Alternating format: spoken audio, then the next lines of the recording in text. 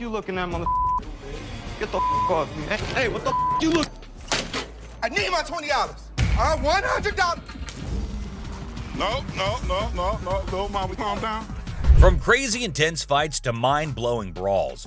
Without further ado, let's jump into some wild action in today's list of the best fights on Hardcore Pawn. You won't believe how much this customer did when he couldn't take in the truth. Get the out of here, man. Get out of here. Why are you standing behind me? It's a bright and sunny day at the pawn shop, but hold on to your hats because we're in for a wild ride. This cool and laid-back Albanian dude strolls in with a bunch of ancient comic books. When I say cool, I mean it. Like, look at this. Bless. Ganti, how you doing? What's your name? Ganti. Genty? Yeah. Where are you from? He's got dollar signs in his eyes, thinking they're worth a fortune. But is he in for a surprise or what? Les and Ashley, the shop owners, give them their usual warm welcome. The customer proudly showcases his prize comics, claiming they're from the groovy 70s and in mint condition. He's even bold enough to demand a whopping $2,000 for the lot. What? They are shocked. How much did you want for him? I was looking around 2,000, man. $2,000. But our savvy Ashley ain't falling for it. She spots the bent corners and unimpressive preservation, grilling the customer about their sorry state. Poor fella, he's speechless. Didn't see that coming, did he? These? Do you see the edges? That's just one of them. Come on. No, actually, that's all. Ashley cuts straight to the chase and offers a jaw-dropping $5 for the entire stack. Yep, you heard it right. A gigantic drop from his lofty $2,000 expectation. Naturally, our customer isn't happy with the lowball and tries to haggle. But kudos to Ashley and Les. They hold their ground, eventually nudging the price up to a massive $6. Come on, you guys, just work with me a little bit. Give me something, you know what I mean? 6? And that's when things go from zero to chaos. Our previously calm customer suddenly loses it, accusing the shop of playing mind games. Leslie tries to calm him down, reassuring him they're not joking around. But no, he won't take their word for it.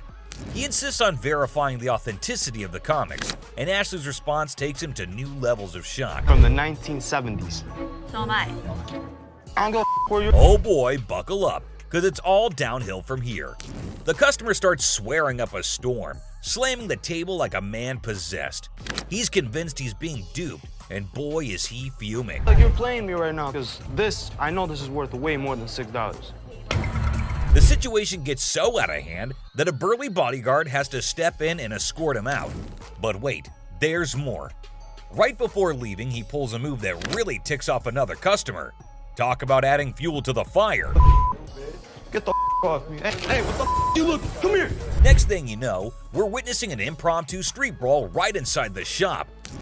These two customers throw punches like they're in a heavyweight championship match.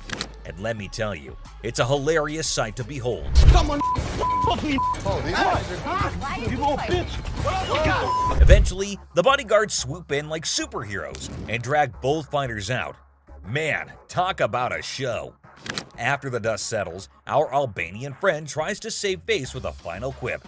I'm Albanian, baby! Well, my friend, you've certainly lived up to that fiery reputation of yours. What a roller coaster of a pawn shop experience. Now get ready for this next woman, cause it's about to get interesting.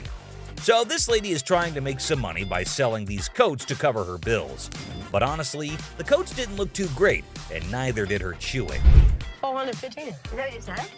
Well, I said it 400 apiece. But Ashley was totally caught off guard by that. And seriously, the price is insane, don't you think? Now she's stepping in, offering some real prices. Let's see how the other person reacts to it. $40. No doubt that's absolutely hilarious. Now they're trying to haggle, but it's honestly gross and distracting when she chews like that.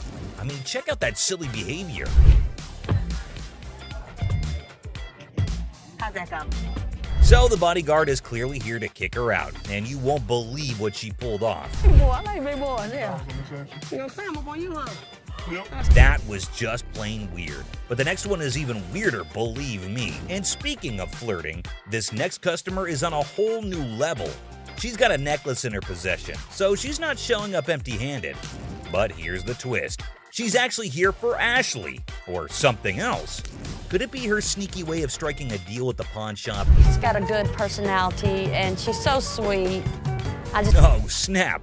That's the thing, guys. A lot of people pull off scams like this. And let me tell you, the way this woman starts behaving with Ashley is just downright bizarre and idiotic. But hey, let's not waste any more time on the theatrics and get down to business, shall we? Looked at it? Yeah, I got a good price.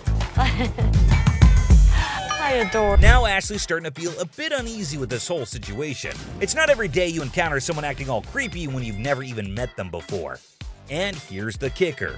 This woman insists she's been here before. But wait till you hear what the system records actually reveal. And trust me, it's gonna be a shocker. I look her up in the system. She's never been here, right? I can't find her. Well, well, well. Are we really surprised here? This woman just can't seem to stop flirting with Ashley. But what really concerns him is her dishonesty. And let me tell you, her response to it is nothing short of idiotic, yet undeniably hilarious. We've got ourselves a real comedy act unfolding right in front of our eyes. So you lied to me? I do like you. No, you lied. Now, I can't help but wonder if she was just playing her cards to seal the deal, or if she genuinely had a thing for Ashley. Either way, she managed to strike a deal, and now she's out of Ashley's hair. Mission accomplished, I suppose, now back at the pawn shop. And this time, we have a surprise because we've got a whole cast of characters in here today. Check out this lady starting off all cheerful and friendly, saying hi to the folks at the front desk. But out of nowhere, she does a complete 180 and turns ice cold. What's her deal? Ring out. You lost this ring. This lady is all like, I totally came by here last month, I swear. But guess what? The computer ain't lying, my friends. The receptionist straight up told her that her precious ring is nowhere to be found. And you know what? It's on her. If she really cared about that ring, she should have shown up way sooner to claim it, but she didn't, so tough luck, I guess. You didn't bring it last month. You brought it 4 months ago. Now this lady is totally losing her marbles, you know? I mean, it's kind of dumb if you ask me. She should have just remembered where she left her stuff, but no. Instead, she's going off like some chatty old grandma, non-stop yapping about it. Give me my motherfucking ring and let me see a manager in this bitch. I'll get you a manager in this thing. Oh boy, we've got a real character on our hands here. This lady just won't accept any responsibility, I tell ya. Hey lady, newsflash. It's your job to remember, not his. This is where she's really taking the cake and acting like a complete idiot. And get this, she starts pointing fingers at poor Les, blaming him for this whole mix-up. You got me f***ed up. Well, no, you got yourself No, up. you got Can you believe it? I mean, come on, lady. It's clearly your fault, not his. Thank goodness for that bodyguard who swiftly stepped in and removed her from the scene. I gotta say, it's giving me secondhand embarrassment. Just look at the unending drama. Sorry that your grandma's ring exceeded its time limit. You made the mistake and did. But what we've got next will blow your mind. So it's just another day dealing with annoyed customers. This lady was supposedly waiting for 2 hours, or so she said. But man, isn't she a little too aggressive?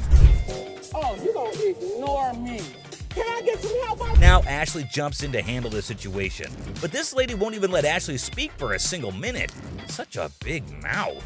You need some better help up in here. I've been standing here going on almost 2 hours. This lady just won't quit shouting, and to be honest, Ashley is so done with it.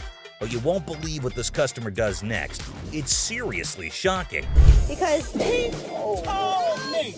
Excuse me. Seriously, what kind of lady does that? I get that she's mad, but why resort to getting physical when the manager is talking calmly too? Les totally turned her down because it's just not worth that much. And this lady couldn't handle it, I suppose. You won't believe what she does next. Seriously shocking stuff. Man, what the? This customer walks in claiming she's here to get back the stuff she pawned off. But guess what? Buy. Not pawn. They were buy. Turns out she didn't pawn anything. She straight up sold it off. Man, this lady is clueless. She doesn't have her ticket and she expects someone to help her out? Seth tries to intervene, but it's pointless because this woman just can't grasp the fact that without the ticket, there's nothing anyone can do. If you bring me the ticket, I'll be more than happy to take care of it for you. I need my.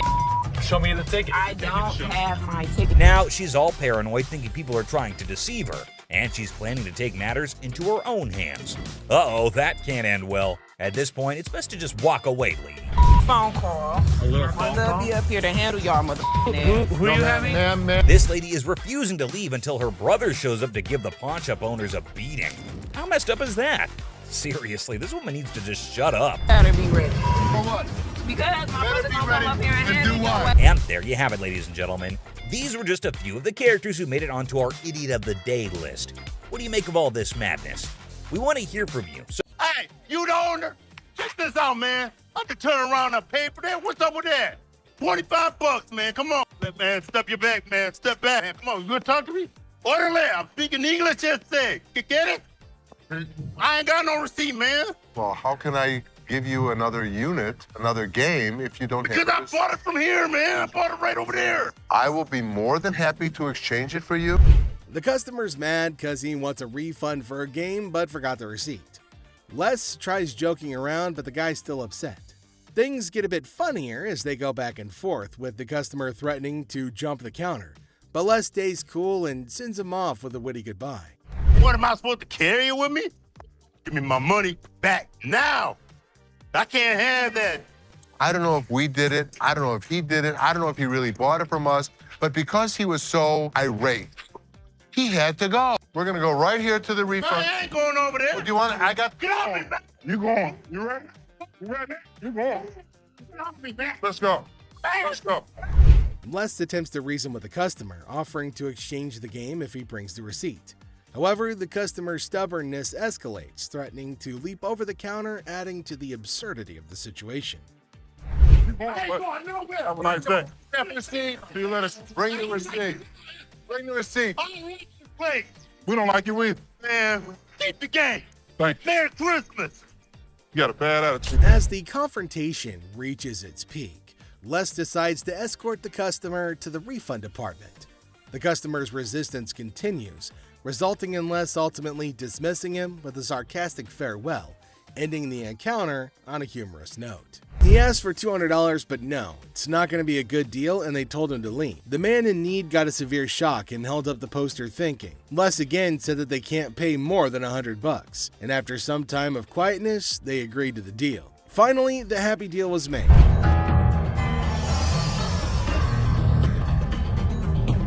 This is the guy? Right there. Here they come again. Les? Hi, how are you? I'm attorney Kyle DeQueef. So there's a man, probably an attorney with two ladies along, coming inside towards Les at a pawn shop. Now, Les knew about it before. He asked for Les, and fortunately, he was at the counter. He asked why they had arrived at the store. He's retained me to represent her in regard to a ring. Okay. My client brought in a $10,000 ring here, and she wants to either collect the remaining money owed to her on the ring or get the ring back. She's got a receipt right here. This is a counterfeit ticket. He said that he came here for the ring, which they bought from these ladies for $10,000, but they didn't pay and gave them the receipt. Now, he put up the receipt and showed it to Les and accused him of cheating and stealing from the women and taking their expensive ring. But Les was cool and controlled his anger. Whoever produced this ticket didn't understand this is the amount of numbers that are here. Okay. Number two is state law mandates that we print the law in a 12-point font. Okay. This is much smaller. That is some bull. It may be bull, but that's the truth. I don't know how I got mixed up, but There's the game-changing point. Les, after listening to him, explained that he will reveal the truth now by showing the real receipt that they had. He went and came back with real receipts that they've been giving to the customers. There, he spotted major differences. He notified him of the major changes in the receipt that he brought. The man looked rather weak and stunned in response. printing wrong or whatever, but this is the ticket he got from here. He didn't get it from him. He didn't get it from him. So now we just liars and we just come I'm here. not saying that you are. So you trying to send my son a lie? I wish I had better news for you, but That's bull. That's bull. The numbers don't match up. The paper stock doesn't match up. This is a fake. Now you side with them. You're not representing us. If I don't get my ring or my money for them, how you gonna get paid? The attorney turned to the women, but oh my god, they're still accusing Les of having given them the wrong receipt and asking the attorney to take the money from Les. The man, being down on himself as you can see, argued with them. The man showed the evidence to the ladies and told them that they were having the wrong receipt, but they continued to argue. The ticket, how about that? No, I don't believe that the store gave you this ticket. Nah, well, I don't believe you a real attorney. We ain't got it right. This bull. Somebody better give me my money. Yeah. he's my attorney. You, him, security. Excuse Have me. a nice day. Nah, you got me, bitch. Sorry, young man. The lady started harassing both of them and started using personal attacks. They were all arguing amongst themselves. Pretty crazy. The attorney went back as he can't do anything for the ladies. How are you? I'm doing okay. What can I help you with? Either trying to get a loan on it or you guys can buy it. Trying to sell it for maybe like $150. $50. Why is it $50? The certificate and everything is in there. And the bag costs actually way more than that. Well, if you can tell, it's actually stained Okay. all through here. I'm trying to sell it for $150 or get a loan for $75 instead of the $50. Yeah, I wasn't interested in more than 50. If you know purses, then you know the As our unsuspecting customer strolls into the kitchen at Chaos, little does she know what's cooking today. Ashley, patiently bracing herself for another round of absurdity, politely inquires about what the customer's looking to offload. The girl, blissfully unaware of the purse's actual value, confidently suggests a price that's almost a steal. It costs way more than that. Okay, but I'm not going to pay you for the amount that you think it's worth because it's stained. This is not one of the newer ones. This is not this season. I know about purses. It was torn. It was stained. It's not even the last season's bag. The thing is old. But you still willing to buy for $50 though, so if it wasn't worth And now the plot thickens. The lady asserts that if Ashley truly understood purses, she'd gladly accept the offered amount. However, Ashley, standing firm in her claim that the purse is torn and not worth more than $50, creates a hilarious clash of valuation difference. we even say $50. So they didn't say it wasn't worth. Can I talk to somebody else? I don't want to talk to your pepperoni looking ass. Can I get My somebody pepperoni looking at. Pepperoni ass? I don't even know what that means. She take a look at her own ass? Can I get somebody else to talk to? It don't even matter. I don't have to talk to you. And I don't talk to you either, so why don't you go home? Leave Can our I talk store. to somebody Nope. else? Why do I have to talk to you? Because You I'm the disrespectful. manager. I'm disrespectful and you call me a pepperoni ass? Ugly ass bitch. F you. And it's time to cue the drama. Ashley throws out the bold figure of $50, and it hits the customer like a curveball she wasn't ready for. Feeling the heat, our lady teeters on the edge of diplomacy and blurts out the unforgettable line. She labels Ashley a pepperoni ass and decides that she'd rather chat with anyone but her. Talk about spicing up negotiations. 3 males walked into a pawn shop. One of the suspects stood at the door as a lookout while the other 2 suspects walked directly over to the display cases. So, like, these 3 guys roll into the pawn shop, just casually strolling in. The other 2 guys, they head straight to the fancy display cases. It's all got suspicious vibes. And then, bam! One of them whips out a sledgehammer and starts smashing the glass. Things are starting to get pretty wild. At some point, a customer from the place is seen leaving calmly while the lookout tells her to hurry up. The suspects appeared to be wearing heavy-duty gloves in order. At one moment, a person from the shop strolls out all calm, and someone's keeping an eye on her, urging her to speed up. The people thought to be involved seem to have on these tough gloves, maybe so they don't get any cuts. Not to get cut while removing the glass from the cases. Both suspects placed the jewelry and many other valuables in the bags. So when they took off the glass from the cases, both of them put the jewelry and lots of other valuable stuff into bags. After that, they hightailed it out of the store in a black Mercury marquee. Case at? Where the case at? Where is it at? Where he put them on? The guy storms into the pawn shop all worked up and starts shouting about a missing case. He's demanding to know where it is, and he appears to be accusing the staff of removing it. The feeling of stress in the air is increasing, and it's obvious that something is wrong. You not take games, take your wives, my damage too. That's the way it came in with the kids. I know. You gonna act like I ain't got no sense? He's accusing us of taking games out of his unit. Look at the ticket. It never said with game. The atmosphere gets even more intense as the guy accuses the pawn shop of messing with his games. Les, the cool guy at the pawn shop, stands his ground. The customer's getting more agitated, making accusations and even talking about blowing up the place, which is just adding to the chaos. At that point, man, you can get your arms up off belly or none of your body parts on me, bro. After all the stress I have, the last thing I need is a customer causing a scene. Despite the escalating situation, Les stays calm. He tries to talk sense into the upset customer, especially with a big event coming up the next day. I know how to walk. I ain't illiterate because I ain't part of the week. And y'all motherfuckers in my middle row and put them games in there. And you wasn't even standing there when I pawned it. Somebody need to blow this place up. It's time to go, sir. You ain't gonna get my window. I'm not. Let go. Can I get my weed? Don't get it for you, don't worry. You're making a threat like that? The situation becomes alarming when the upset customer makes a threat to blow up the place. Les, rightfully concerned about the safety of everybody, asks the guy to leave. Security becomes a priority, and the customer's demand for his belongings takes a back seat to the potential danger that he's creating. It's a challenging moment for Les, who's just trying to manage the chaos caused by an irate customer. How's it going, man? What's going on, man? Everything good. How about you? I'm doing good. Good. What can I do for you? Let me get at least like 400 for this watch right here. What can I do for you today? Can I get like 400 for this watch right here? It's worth $20. Les, chilling at the pawn shop, notices a guy walking in, watch in hand. Les, being friendly, asks how things are going. The guy, hopeful, wants $400 for his watch. Les, the cool pawn detective, calmly discusses the watch's worth, revealing it's valued at about $82. Yo, man, tell me the truth. What'd you really pay? Telling you the truth, man. Come on, give me four. Give me four for this watch, man. Come on, man. We deal in high-end watches. This was worthless. Nothing for us to deal with. Come on, give me like $450 for this watch. Yelling at me. I got a baby on the way, dog. Congratulations. I'm sick of living at the crib, man. My girl on my head. The negotiation heat rises as the guy insists on $400, but Les suggests $7. The guy, pleading and sharing his life story about a baby on the way, asks for $400 again. Les stands firm, offering him the same price, which leads to a bit of yelling. The guy, feeling frustrated, calls the place bull ass and expresses his discontent. You want $10? I want to do with $10. I have no idea. Go to Coney Island. Give me Coney Island is $10. good. No, Coney Island, no $10.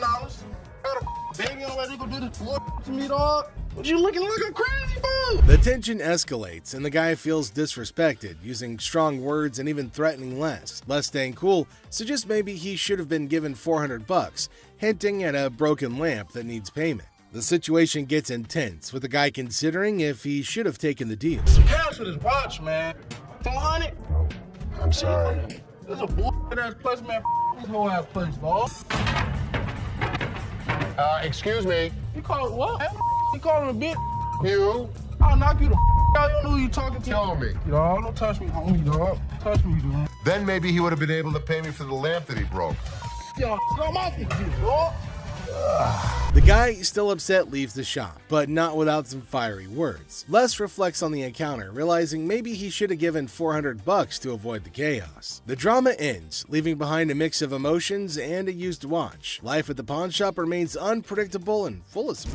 This one woman went way out of her line, screaming and verbally abusing Ashley. Who's over you, ma'am? Me. It's somebody that's over you going to give me $500. No, not talking to me. This woman came in all generous and sweet, wanting to pawn her apparent iPad in exchange for $500 to bail her man. That's a red flag right there, ma'am. Anyways, when Ashley asked her how she estimated $500 to be the value, she was fumbling and gave a very lame reason. Because this is a new gig. So I should get gig? Yes. She clearly had no idea what it was. Don't worry, I won't leave you hanging wondering the same. It is an Asus transformer, not an iPad, and definitely not worth $500. And pawned items are sold at lower rates so that everyone has some profit. Ashley straight up returns it, but the customer gets pissed at this. She gets really loud and asks Ashley to get the manager. Funny, ma'am, she is the manager. She asks her to get someone above her because she needs that $500. To this, Ashley did the most savagely epic things of all times. She looked around with an air of confidence and said, "Me," asserting herself as the undeniable queen of the room. Oh boy, I bet that moment sent shockwaves through everyone's minds. It was a jaw-dropping, awe-inspiring move that showcased her unapologetic dominance. Talk about a mic drop moment. Ashley truly proved that she reigns supreme, leaving everyone in awe of her sheer badassery. So, I'm gonna ask you to leave. No, I'm not going out my way until you run me mine. Run me. First of all, her voice is bugging my ears so much. The rest of it is just her shouting how Ashley's a bitch, and kept cursing her while security shows her the way out. You don't know me. You don't know me. You do not know me. You threaten me? You're out. You're not. For the last time, good lord, someone please ask her to zip it. And I swear, my poor ears were begging for mercy. But you know what? Kudos to Ashley for taking charge and showing her the exit door. She didn't let anyone rain on her parade and swiftly dealt with the situation like a boss. The store probably let out a collective sigh of relief when she was gone. Dude, just picture the chaos that would go down if your wife found out that you're selling her ring for some sick bike parts. Like seriously, can you imagine? You'd better brace yourselves, cause those punches would be heading straight in your direction. No doubt about it. And there's this next customer who's legit stuck in that exact nightmare scenario. I kid you not. The way he's being treated here is absolutely brutal. It's like a horror show unfolding right before your eyes. Why'd you take my ring? You won't even believe the level of harshness this poor dude is enduring. Set it appraised, see how much it might be worth. Okay. I also wanted to know how much you guys would give me for it. Like as a pawn, and I paid. No way. That's one stunning piece for sure. But hold up. While Ashley was breaking down the pawn rules and laying out the options for getting the ring back, guess who decided to make an entrance? The original owner of the item, and trust me, she ain't looking too pleased about the whole situation. Talk about an unexpected twist, right? It's like the universe just decided to drop a bombshell right into the middle of this already intense moment. I can only imagine the mix of emotions and tension that must have filled the air at that very instant.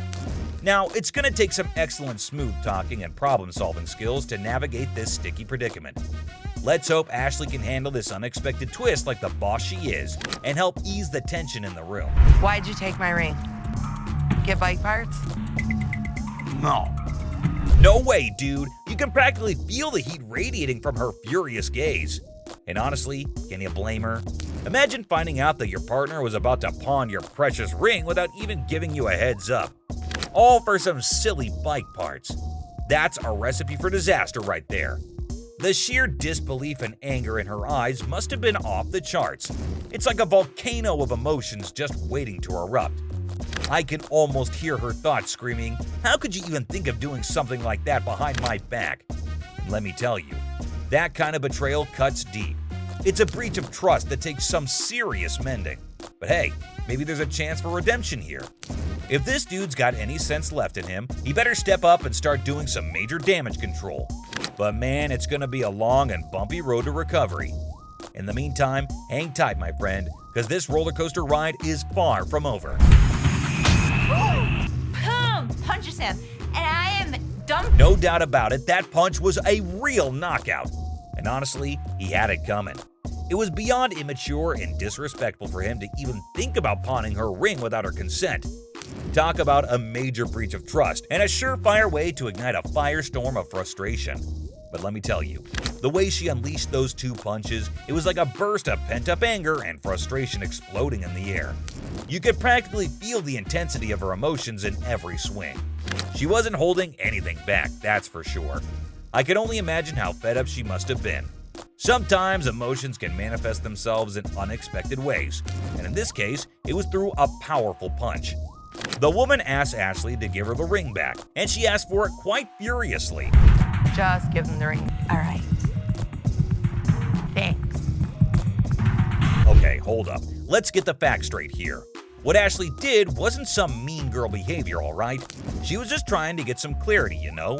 She wanted the dude who brought in the item to speak up, but damn, he was in no position to do that at the moment. We can't really blame Ashley for wanting answers. She was just trying to figure out what the heck was going on. It's all about seeking the truth and making sense of the situation. But God forbid the lady was in no mood to talk. She just wanted to drag her man across the store and beat him up later at home. But hey, who knows? With some good communication and a bit of luck, maybe they can find a way to sort things out and make everyone at least somewhat happy. After all, in situations like these, finding a win-win solution is the ultimate goal. Well, he kinda deserves it. I hope he makes better decisions in the future. But Ashley is not the only one who had to deal with some crazy customers. Phone work. It's a simple question. Does this Picture this guy, all dressed up in his baggy clothes, trying to act all smart and cool. Classic, right? So he's claiming that he bought an iPhone from the store like 2 to 3 days ago. But now the camera isn't working and he's seriously ticked off about it. All he wants is a replacement phone. Simple as that. But hold up a sec. Did he bother to bring the receipt? That's the million-dollar question right there. Because you know, without that little piece of paper, it's gonna be a bit tricky to sort things out. I mean, come on, it's like buying a ticket to a concert and then trying to get in without showing it. No can do, my dude. Receipts are like the golden ticket when it comes to returns and replacements. They're proof that you actually bought the item legit and can claim your rights if something goes wrong. Now, assuming he actually did bring the receipt, then it shouldn't be a major issue to get him sorted out. The store can check the purchase details, verify the warranty, and see what can be done about that faulty camera situation. It's all about following the proper procedure and making sure everything is legit. I ain't got it with me, I ain't bring it. So you're telling me you knew you had to get the phone exchanged and forgot the receipt? But Rich says they don't even sell iPhones for $200. So obviously my man over here is a scammer. Rich was very clear that he could look into it, but he needs the receipt. And he kept denying. Yet Rich asked him who showed him the phone so that he could double check. He randomly calls up one guy, and obviously the guy denies, saying they had iPhones on sale 2 to 3 weeks back, and the customer claims that he got it 2 to 3 days back. But obviously the man didn't like the fact that he is getting caught, and you wouldn't believe what he said to Rich. Mohawk, shut the hell up. My mohawk doesn't talk. It clearly does. Clearly it doesn't. With the goatee, Now, too. the goatee does. Like seriously, this dude went way overboard. First, he rolls up in here with a fake item that was never even sold to him in the first place. What's up with that, right? And then he has the audacity to start talking back to Rich like he's the boss or something. Come on, man. Rich ain't just gonna sit there and let this guy run his mouth without firing back. It's all about standing up for yourself and not taking any BS from anyone. Rich had every right to clap back and put this dude in his place. I mean, it's crazy how some people think they can just waltz in and cause a scene without any consequences. But nah, that's not how it works here. Okay, did that one work? Pull the things up over your ears a little because you clearly can't. No way, dude. Even while Big Joe was escorting him out, this guy had the nerve to keep shouting at Rich, trying to prove his point. Talk about audacity on another level. I mean, seriously, when you're already in a situation where you're being shown the door, you'd think common sense would kick in, and you just leave quietly. But no, not this guy. He just couldn't resist the urge to keep arguing and making a scene. It's like he thought he could still somehow win the argument or get his way by raising his voice. But let's be real here. Shouting isn't gonna magically make your point more valid. It's all about having a civilized conversation and respecting the boundaries. But man, I can only imagine the frustration and annoyance Rich must have felt having to bear all that unnecessary noise. Send me a picture of the receipt from your phone. Damn, my man Rich definitely got that one stitch on his head for a long, long time. That was a pretty savage and badass man. I mean, you have to be like that in this job, or else people would just walk all over you. Alright fam, that's a wrap on the Pacifier Pawn. Seth, our pawn shop hero, encounters quite the character of a customer eager to part with both a TV and a ring. But wait, what's in her mouth? I'm Seth. Are you cute? Yeah. Mm. So how can I help you? I'm just bringing, my TV and my ring. Trying to at least walk out with 800. Let me see your ring. That's right, lady. Our Seth here wasn't going to crack open with that pacifier or your flirting skills. How about we cut to the chase and look at the valuables? Her ring was pretty nice. It has diamonds. It's 10 karat gold. Her TV was relatively nice. You still answer my question. I said what you wanted. I know, I said I'm good. So, you need a loan or you want to sell it? Loan. Loan? How about $300? You want to taste my ring? No. Lick it? What did she just say?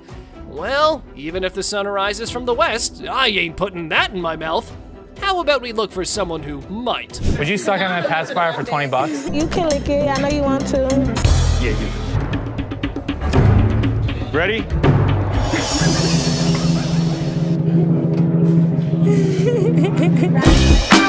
Push fight. Two buddies square off in a pawn shop brawl over one friend's attempt to pawn the other's beloved PlayStation without permission. This calls for drama. That took my PS, he tried to pawn my shop. Get my money back. You know him? Yeah, that's my roommate.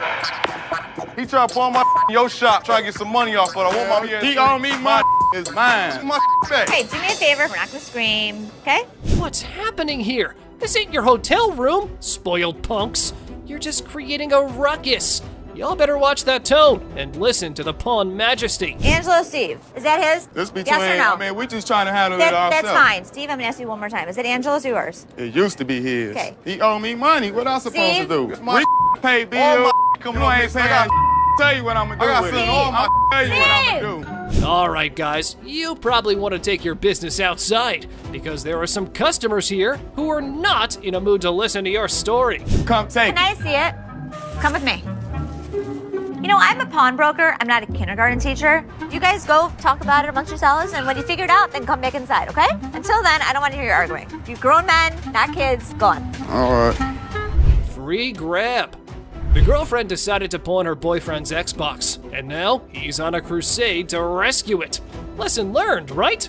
Pawning is such a brilliant way to solve everything. My girlfriend, she came up here and she got rid of my Xbox 360 and I came up here to get it back. Okay, you get the ticket? No. I can tell you her name and you can just give me my I can't 360. give you any information about somebody else's account. You just need to give me my stuff. But our man here forgot that this store needs a police report for such incidents. So how about you keep your volume down, gamer? Instead, this is what he does. Can I just have my... We can sell you another one. Well, let me just look for one that I want to grab. Okay, you go that way.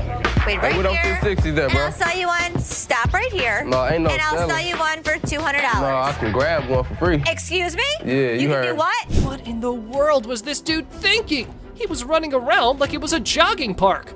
But hold on to your seats. Big Joe was here for a run too. Hey! Get out of here. Get the out. Now. All right, now. Don't ever step back. You gonna make me move? Get out of my face. I'm My stepping store. Bye. I can't take you nowhere. It's the whole city without you boys. I really do believe you. Customer flirting. Imagine you're ready to pawn that chain, right? How about using your charm to score a sweeter deal? Remember Ashley? She had a customer smitten with a better offer. You're the first person I met when I first come here to this pawn shop. Yesterday, I come up here and I got my chain out. Now I gotta pawn it again. Well, how much you have it in pawn for before? Oh, I had it on 120. I was gonna pawn it for 200. Do you wanna take a look at it? Yeah. Just wait, my friend. What's the plan here? You and Ashley? Do you like BFFs? Now, from where this unconditional love stems, suspicion might be knocking at your door. I can't find her name in the system. You sure can keep a woman waiting. Well, here's the thing. I don't even see you in my system. So you lied to me? I do like you. No, you lied. I adore you. I appreciate would not that. lie to you. Whoa, that confession strategy is next level. But hey, reality's the ultimate plot twist, right? Plans in our heads versus the real-time remix don't always sync up. How much did you get on this? I get last time 120. Okay. I'll give you 130. Okay. All right, step on over. I think I've got a customer for life. It's good to see you. Nice to see you. 700 cockroaches. No shiny metal, no problem. Time for a quirky twist. Snag those cockroaches and hit the pawn spot down the alley. Who knew creepy crawlies could be the new currency? Hold the phone, folks. His eerie charm's catching on. They are Madagascar hissing cockroaches. Oh! Ew! Ew! Ew! Ew! Did you want to see one? No! Close it! Yeah, those gross goodies. He's got his sneaky secrets for that oddball offering. I was using them to feed my Savannah monitors. That is disgusting. How many do you have? If you pick one of these up, they're actually heavy because there's so many of them in there. I really do believe you. Seriously, bro, we're talking a buck a pop. Those things are tough to sell, even as giveaways. It's like offering a lifetime supply of, well, nope. You better take them back home. I wish I had somebody that needed them. Thank you very much. I'm sorry. I bought living creatures in the past. Cockroaches isn't in our repertoire, but the best thing about it, the look on Ashley's face, priceless. That was gross. Chicken Man. Alrighty, folks, we've got the Rocket Man on our radar. But hold on to your feathers, because here comes the Chicken Man on a mystery hunt while eating chicken in the pawn shop. That's ironic. You hungry? No, not that. I got this for free. I work there, you know what I'm saying? Do you? Yeah, let me show you. Feel free to lay your chicken on the counter. All right, look, this is what I do. I say I got chicken and finger sucking. Come for a plucking. Looks like we've cracked the age-old riddle. Why'd the chicken cross the road? Well, to get a pawn shop watch, of course. But hey, buddy, you're not pulling a poultry prank now, are you? He's eating chicken while he's talking to me. Oh, All right, look, let me see the game right there. You're spinning chicken on the counter. That's for you, man. Can I see that right there? Sure. You see it? How much this cost? $1,200. $1,200. Check out Mr. Chicken over here. He's likely on a goof-off mission. However, Seth seems to be pretty annoyed. Oh, here's how he neutralized the chicken threat. Are you seriously gonna buy something, or are you just... You ain't even let me see. Dude, now you're bothering me. In a second, Byron's about to choke a chicken. Oh, choke a chicken? He's about to. All right, look. Make a deal. Byron, you want me chicken? You touching chicken? Come on, man, let's go. Man, you know what? You ain't got to touch me. Angry mom. This mama's boy strolls into the store, peddling his speaker. Seth's deal? Not winning any gold stars. Looks like our dude here is stuck in a pickle. I got a speaker. You got multiple speakers. And we $150 short, so I'm hoping you guys can help us out. Realistically, I could sell you them for about $100. So what you trying to give me for this? I want 150. What you selling it or pawning it? Selling it. $45. Mr. Black, you're in for an offer based on your goods. Just a heads up though, his chat game with Seth could ruffle more scratches than a ticklish itch. So I can get you $45. Well, I don't need these mother. They won't give me what I want. You came in, you want $150. Damn. What? Mama, you You don't talk like that in front of these people. I done raised you better than that. Now you apologize. I'm taking my speaker. What? Oh, yes! Reach it, mama! Time for a lesson or two. Junior needs a masterclass in manners. Let's dial up an apology for his bad language. I can't take you nowhere. It's the whole city without you. Mother. Boy, What do I pay you guys for? I'm hiring her. Disrespecting Ashley. This man is on the hunt through the shop, spotting a bed-cum table. He's got a plan for some store-wide spotlight drama. Look what he has to say. This is a sex table, baby, right? Exit? Well, Les ain't having any of it. He's diving in for some sense talk. Ouch. Fresh in a new city? The furniture hunt's on. And guess where you score budget-friendly items? Yup, the pawn shop. Have a look. We have used furniture, and we give deals. Our used furniture sometimes has things on it. Why is it so freaking dirty, man? Because it's used. That's why it's $397.77. Really? Well, I only got $200. What's the dilemma here, man? Buying a used sofa at a pawn store and expecting showroom shine? Your brain might not function properly to have such an expectation, sir. Let me try this out, man. I'll tell you what, my shoes are cleaner than this couch. Then don't buy it. Make me a deal. I got cash in my pocket, man. Wow, Come on, man. $200. Come on. Did you catch the words he just uttered? Mr. Couch is clueless about the league he's stepping into. Time for him to gear up because less is on the horizon. Okay, it's time to go. Come on, man. Come on. Here we go. Yeah, come on, man. Here, come yeah, on. man. Come on. Right. Don't make my. Come on, man. This is how we do it in the deep. Yeah. Walk out. Walk out, my man. Deal with the devil. Here's a spooky one. This might not be your regular Tuesday, because this time, the devil isn't at the crossroads, but at the pawn shop trying to sell his gold for cash. How old are you? 2,500 years old. Great. I finally got to meet somebody that's older than my dad. So how can I help you today? I want to get rid of this gold. I don't want gold. I want money. I think he's crazy. But interesting fact, people, this time around, you don't have to give your soul in return, but some cash, and the devil's good to go. Here's what happened next. This guy might take the cake for the weirdest guy that has ever walked through the store. How much you want? Tell me what you give me. I could have gotten $650 for this stuff. Can't do it. Maybe $650. Les hasn't ever made a deal with the devil. But this time around, he's willing to crack this one, being ready to outwit even the marked trickster. You want $610? I'll take $650. I can't give it to you.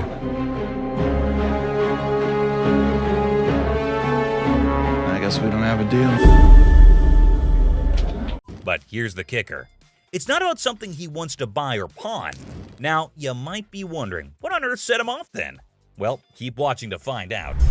Hey, how you doing? I'm here to buy an engagement ring. No kidding, this guy is actually here to buy an engagement ring. Whoa, that's some exciting news, isn't it?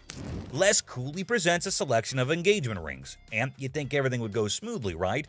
Well, except for the blaring car horns outside, because of course, nothing can be too easy. Oh, damn, so that's the reason for all the honking? there's a massive truck just sitting smack in the middle of the parking lot. Now, take a wild guess. Whose truck do you think that might be? Come on, give it a shot. It's not rocket science. Semi-truck. And then it's white gold. That's me. Sir, can you... Ding, ding, ding. It's none other than this guy. So let's politely request him to move his truck from there. And what do you think his response was? Find your place to park? Oh, man, come on now. I'm in a hurry. I can't be moving my truck in this. Yikes, did he seriously say that? I mean, how do some people not have basic common sense? Did he genuinely think he was doing the right thing? Les is clearly not putting up with it, and you could totally see that. You don't have an option. You have to move your truck. I'll be more than happy to show Can you believe this guy had the nerve to straight up say no? Well, let me tell you, things are about to take a turn for the worse for him. But just when he thought he couldn't dig himself any deeper, he goes ahead and proves you wrong. Why are you so rude? I'm not moving the damn truck. Byron, take over. Well, obviously he's about to get kicked out, and trust me, you gotta watch this. It's absolutely hilarious. Move the truck. Come on, man. That's wrong, bro. Next time, parking on the freeway. This dude should be totally embarrassed about his behavior. And oh boy, he didn't stop there. He just kept on going. And the last straw was this. Move your truck. Give me a time for... Oh, man. Man, why you break that, man? I did not drop it on accident, man. I didn't break it. I thought it was you, man. Oh, that's good. Now you shouldn't have that. Where's Nikki?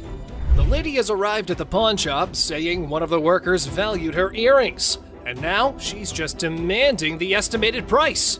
What a mind wreck, I gotta say. Who'd you talk to? Nicole? Over the phone. Yes, But ma'am. we don't see them over the phone. She's lying. Can I see your merchandise while I'm at work and while you're sitting in your living room? You need to come in, you need to evaluate your earrings, we need to test them. Where Nikki at? Nikki. Nicole. Ashley, ever the detective, was in suspicion mode, attempting to dissect the situation. However, the customer's reaction swiftly threw a wrench into her gears. Listen, it's real diamonds. All I know is I need my 400. I'm looking at the diamonds, and I know right off the bat the weight is just not gonna make it. I can do 185. So what you're saying is you're not gonna give me that $400, right? No, I'm not. And you're not gonna come in here demanding money from me. Yes, the I am, because that's what I called for. Well, it appears our lady has raised some eyebrows about her sanity. The idea of consulting Nikki to identify this loudmouth was now on the table. Where this bitch at? Excuse me, this is Nikki, and Nikki, she claims she talked to you at 10 o'clock this morning. I don't even know her. I need my money right now. She was very confused, but I know one thing for certain, Nana needed to go. Phone call lady. This one time, an elderly woman disrupted the quiet at the pawn shop with her booming phone conversation. Oh boy! To Ashley, her voice was nothing more than a symphony of annoyance. You ain't supposed to be talking to me like that either. Who the hell you think you talking? Two older folks enter the pawn shop with 1970s computers. They hope to sell them to fund a trip out west. Let's see if they were able to enjoy the blast from the past. Got some equipment here. So how much are you looking for? About $900. To be honest, if you bought these new, it's about like $400. We need more than that. Yeah, we need more than that. What I can offer you is $0. Things took a sudden turn, and honestly, it felt like we stumbled into some reality TV treat. Buckle up, because this pawn shop just got a lot more interesting. You mean $0? Most people don't get that aggravated when they bring in like ancient artifacts. Yeah, people collect these. Oh, they're antiques now. We'll take $800. $0. How many times do I need to tell you? We're not interested in it. Leave the store. I'm not taking it. Store. Well, fellas, y'all better just use it to scroll some pictures of the out west, because I probably think that trip's now canceled. You and you too. Time for... Oh, man. I thought it was you, man. You shouldn't have that. Put it in the dumpster if you want. I'm good, how are you? Well, actually, I'm not doing so good. No? My grandma just passed. I'm So I sorry. was like hoping to Okay, so whose ring is this? my grandma's. Oh. So you want to just pawn it, right? Because you want to be able to get it back? Yeah. Okay. Do you have anything else? It's not real. What you mean it's not real? It's not real gold. A guy comes in feeling sad and asks Ashley to pawn his grandma's ring, explaining that she passed away and it's all he has. When Ashley checks the ring, she gently says it's not real. Concerned, she asks if he's got anything else, wanting to help him in a simple way. You saying basically y'all set up here and waste my time talking to you? You don't waste your time. If you have a TV, you can pawn your TV. What the I look like finding my TV? Do you have a TV? I need to speak with somebody else because you irritate me flat out. It's acting really erratic and it's making me really nervous. Lower your voice. Don't Lower your tell voice. me Lower what your to do. voice. Don't Lower put your voice. finger in Lower my your face. voice. Lower Don't your put voice. your finger. Ashley breaks the news that the ring isn't real. The person gets upset, saying it's not fake. Ashley suggests pawning a TV instead, but he questions why he should. Despite Ashley's efforts, the man gets angrier, repeatedly telling her to lower her voice. Ashley asks him not to point fingers at her face, but he ignores her. I'm trying to help you solve Like the this, issue. lower your voice. The next thing I know, this guy snapped. Don't Lower your tell voice. me Lower what your to do. voice. Don't Lower your put your voice. finger. You got me up. No, let's go. Let me go. Let me go. On the ground. On the ground. On the ground, mother. The security guard intervenes, slamming the upset person to the ground and then dragging him out of the pawn shop. The situation escalates and the guard takes decisive action to maintain order. Next up, we've got this episode where a heavily muscled individual made his way over to meet Les to complain about equipment he got from the store that got busted. Somebody bought this. This piece of junk I bought in here just a couple days ago don't work now. It's broken. What is it? Little ab lounger I bought here, man. Workout. In the midst of the pawn shop's hustle, a burly customer approaches Les with a complaint. He's upset about a busted piece of exercise equipment, an AV lounger purchased just days ago. Les, sticking to the store policy, explains that they can only provide an exchange, not a cash refund. Tensions rise as the customer vehemently rejects the idea of an exchange, demanding his money back. They can only hand over another item in place of the faulty one. If you had the receipt, I could give you an exchange. I could give you something. I don't want an exchange because it's probably going to be some again. How about you just get my money? As the disagreement escalates, the customer insists on a cash refund, dismissing the option of another item.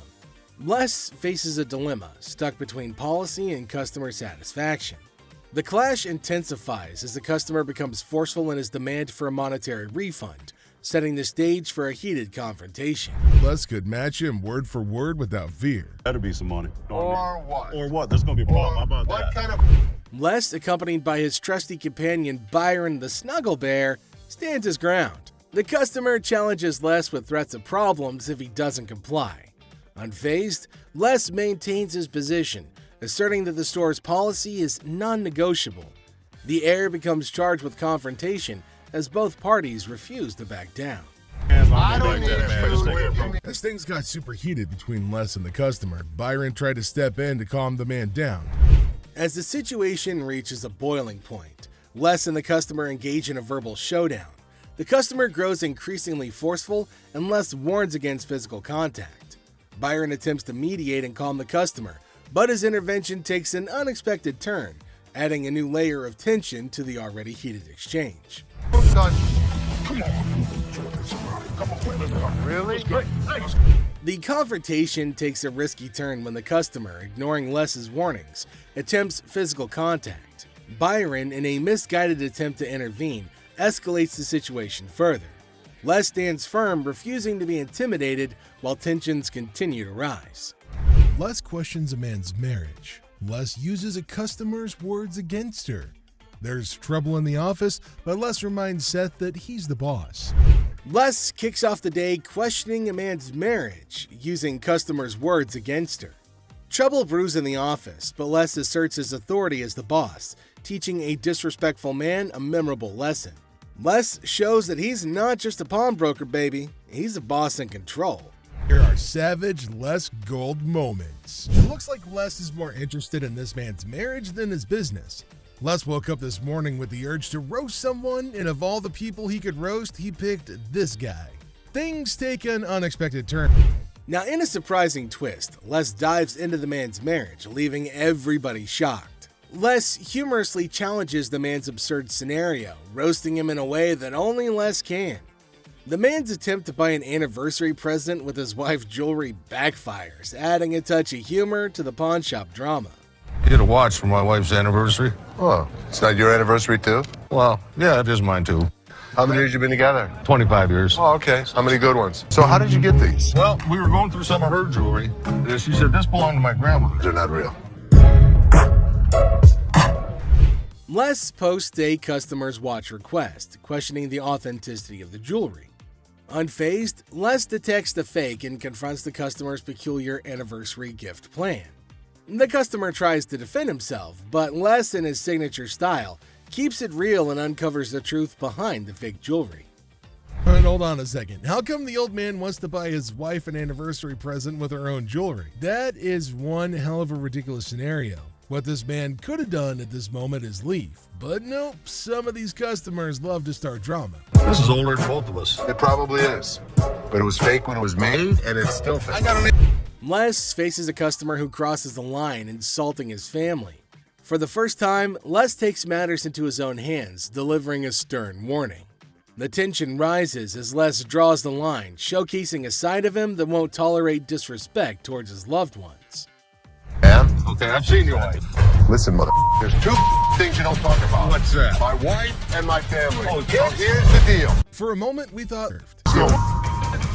Two of you. Here's the deal. Get out of here. Two of you. I'll hurt you guys so bad. Sure you will. Better get in front. Sure you will. In a final showdown, Les lays down the law. With no patience left, he kicks the disrespectful customers out, warning them of dire consequences if they return. Les reveals his savage side, making it clear that disrespecting his family won't be tolerated under any circumstances. Hello, how are you doing today? I'm good. How are you, sir? That's good. I want to pound this TV. I can go 100. Excuse me? So here's a guy who wants $400 on a $200 TV. What the is he thinking? People can help me move my stuff back in my mother's house. 100 is not going to do, sir. I need more than that. But I can't give you more. See, it's a used TV. A young man enters the pawn shop seeking to pawn a TV for $400. Les, the owner, declines the initial offer and counteroffers $100. The guy, explaining his need to move back to his mom's house, expresses that $100 won't be sufficient for his situation. You know, I have to get away. You see this? He did this last night. What did he do to you last night? He beat me up last night. You clearly don't see that. See, you know what? You about to cause me to lose my mother temper. I try to give him the benefit of the doubt. I thought he had nice skin. He didn't have any bruises on him. Michael expressed interest in buying it for their collection. After negotiation, they settle on a price of $3,500, considering it's for charity. Seth shares his personal connection to wrestling matches with his father, adding sentimental value to the purchase. We have that kind of money. All right, you, all of y'all, bitch. If you want some help, talk to us like a human being. There. The woman gets angrier and calls Ashley names. Ashley stays calm but tells her to talk respectfully. The woman leaves angrily and this situation doesn't get resolved. On picking up very expensive pieces grabs Les's attention. Hey, sir, don't touch it. Sir, if there's anything you want to see, we'll be more than happy to show you, sir. Well, what do you know? Expensive pieces tend to be fragile. How am I going to see if it's going to work? The customer starts touching expensive items, catching Les's attention. Les politely asks them not to touch anything, offering assistance in viewing items instead. Sure, that's why I asked you. That's when you're back there and he's over. I'll come out right out there. You think I give it? The customer insists on touching, arguing it's necessary to check functionality. Les tries to explain store policy, but the customer gets upset. Out of my store. Don't touch it. Don't touch it. Go. You're lucky you got some. The customer's frustration grows, prompting Les to ask them to leave for disrupting the store. Les firmly directs the customer to leave, highlighting their luck in having assistance. Jersey just moved into the town and is on an errand from his wife. My wife and I, we just bought a house and she sent me here. She said, see what you can pick up. Let's find some. I'll bet you can make. A middle-aged man from New Jersey, recently moved into town, is running an errand from his wife to find furniture for their new house. He spots a couch in the store and expresses interest in making a deal. After looking at a cheap couch, the customer notices that the couch is dirty. You gonna clean all that up before I buy it? That's why it's so inexpensive. I gotta tell you, man, that's nasty. Our used furniture sometimes has things on. While checking the couch, the customer notices its dirty condition and questions if it'll be cleaned before purchased. The store attendant explains that the low price reflects its used status, which includes some dirtiness typical of secondhand items. Really? Well, I only got $200. After sitting down to give the couch a try, the customer begins being disrespectful to Les. And let me try this out, man. What? My shoes are cleaner than this couch. Then don't buy it. Make me a deal. I got cash in my pocket, man. Wow. The man doesn't like how the couch looks and tries to pay less for it with the money that he has. He starts being rude, saying bad things about how dirty the couch is and insulting the store. I bet you're the mother that's been sitting on here farting. This was actually my couch. We had a reupholster and I gave it to Ashley. When the comment reaches Ashley, Les's daughter, Les has enough of this customer. Is that your daughter? That's my daughter. She must be nasty too. The customer's derogatory comments extend to Ashley, Les's daughter, who works at the store. Les, the owner, has had enough and confronts the disrespectful customer, defending his daughter and the store's reputation. How we doing anything? Les decides to end the interaction, urging the customer to leave the store. The customer, unwilling to change his behavior, decides to go elsewhere, ending the encounter on a sour note. Excuse me. Hi. Hi, I have a question for you. Yeah. Okay, I went to get my purse back to make my payment. She's telling me this is expired. That's my purse right there. That one right there is black one. So I want to know why it's out there. A girl approaches Ashley in the pawn shop with a question about her purse. She claims that her purse, which she points to, was wrongfully labeled as expired, and she demands to know why it's out for sale. My purse right there. How do you know that's your purse? Because I know my purse. Here's the money. I want the purse. Want that? If you don't give me the purse, I'm going to climb over the counter and get it myself. Just give me my purse. The girl argues that the purse refers to her and displays money, as evidently, Les decides to eject her from the shop, ending the encounter. You guys seen the 32 Roadster? I haven't seen it, son. Someone probably stole it. It was parked in the warehouse. How could someone steal it? A high-tech thief could get into this warehouse easy. Rick becomes anxious when he learns that Corey took the expensive 32 Roadster to the gym, fearing potential damage to the valuable merchandise. Have you guys seen the 32 Roadster? I haven't seen it, son. Someone probably stole it. It was parked in the warehouse. How could someone steal it? A high-tech thief could get into this warehouse easy. All you have to do is cut a hole in the roof and lift it out with a helicopter. To pick the lock. The conversation shifts to the possibility of the Roadster being stolen, with various theories proposed, including high-tech theft methods like using helicopters or hacking into security systems. Roadster around? I'm not driving it around. I just took it to the gym. That's driving it around. The thing is in perfect condition. What if you wreck it? What if you ding it? What if you scratch it? I'm not an idiot. I'm your partner. Rick says he didn't drive the Roadster just for fun. He says he only took it to the gym. He defends himself from being called careless. He reminds everybody that he's a partner in the business. I can't believe my dad's giving me a hard time about this. I mean, what's the point of owning a pawn shop? Tensions raise between Rick and his father as they argue over the handling of the Roadster. Rick feels frustrated by his father's skepticism and restrictions, questioning the purpose of owning a pawn shop if he can't enjoy its items. Later found out that the car was not nearly worth $68,000. His expert had failed to notice that the car was a hot rod. Later, Rick learns that the Roadster is worth a lot more than he realized, valued at nearly $68,000 due to its hot rod modification. So what can I help you with today? Got this ring right here. See how much it might be worth. Okay. I also wanted to know how much you guys... A customer brings in a ring for an appraisal and to inquire about pawning it for cash. He seeks to understand its value and potential loan amount. What are you talking about? You said you were coming in to get a receiver. Why'd you take my ring? Well, I wanted to see how much it was worth. Well, why'd you take my ring? Yesterday you said you needed bike parts and didn't have the damn money. And all of a sudden you got my damn ring. The problem started when Les checked the ring to see how much it's worth. The charade. However, Ashley stands firm, recognizing the futility of the scam and the level of wrongness involved. It's like trying to sneak a peek at the answer key when the teacher is watching. Yeah, that's not happening. First of all, don't talk to me like I'm an idiot. Give me my purse or I'm gonna come over that counter and get it myself. Oh my God. Get your hands off me. Have a nice day. Let's go. You. With a swift resolution to this failed escapade, the girl finds herself unceremoniously escorted out of the store. Lesson learned. Ashley's scam radar is always on, and jumping over counters won't get you far in this pawn-filled drama.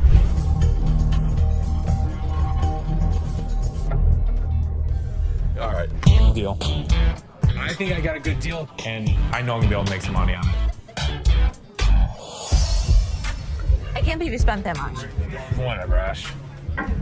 I am fuming. My brother just spent $800. Enter the family feud. Ashley drops the bomb on her brother Seth, calling him a hypocrite. But why? Well, he casually throws around $880 for a painting, while Ashley, according to her, can't even snag a deal for $30. Sibling dynamics at their finest. But he'll yell at me over a $30 buy. Excuse me, Seth. What, Ash? I was just out there watching you do a buy for $880. So instead of working and watching me. I was out there, and you bought something for $880 when you gave me such crap about that $30 roulette table. I'm not buying plastic.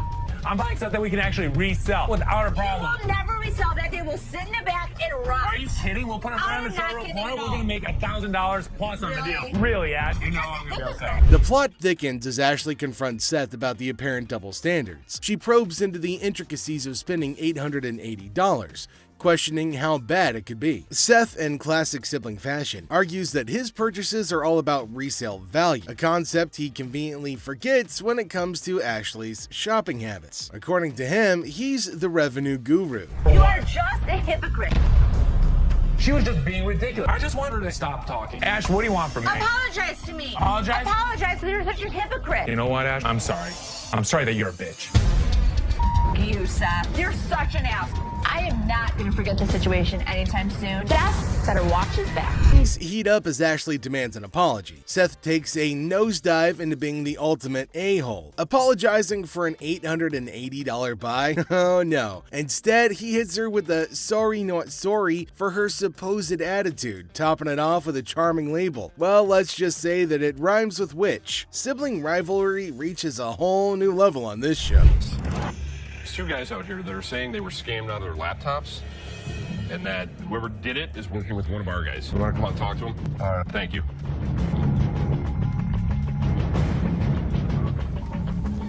Who is it?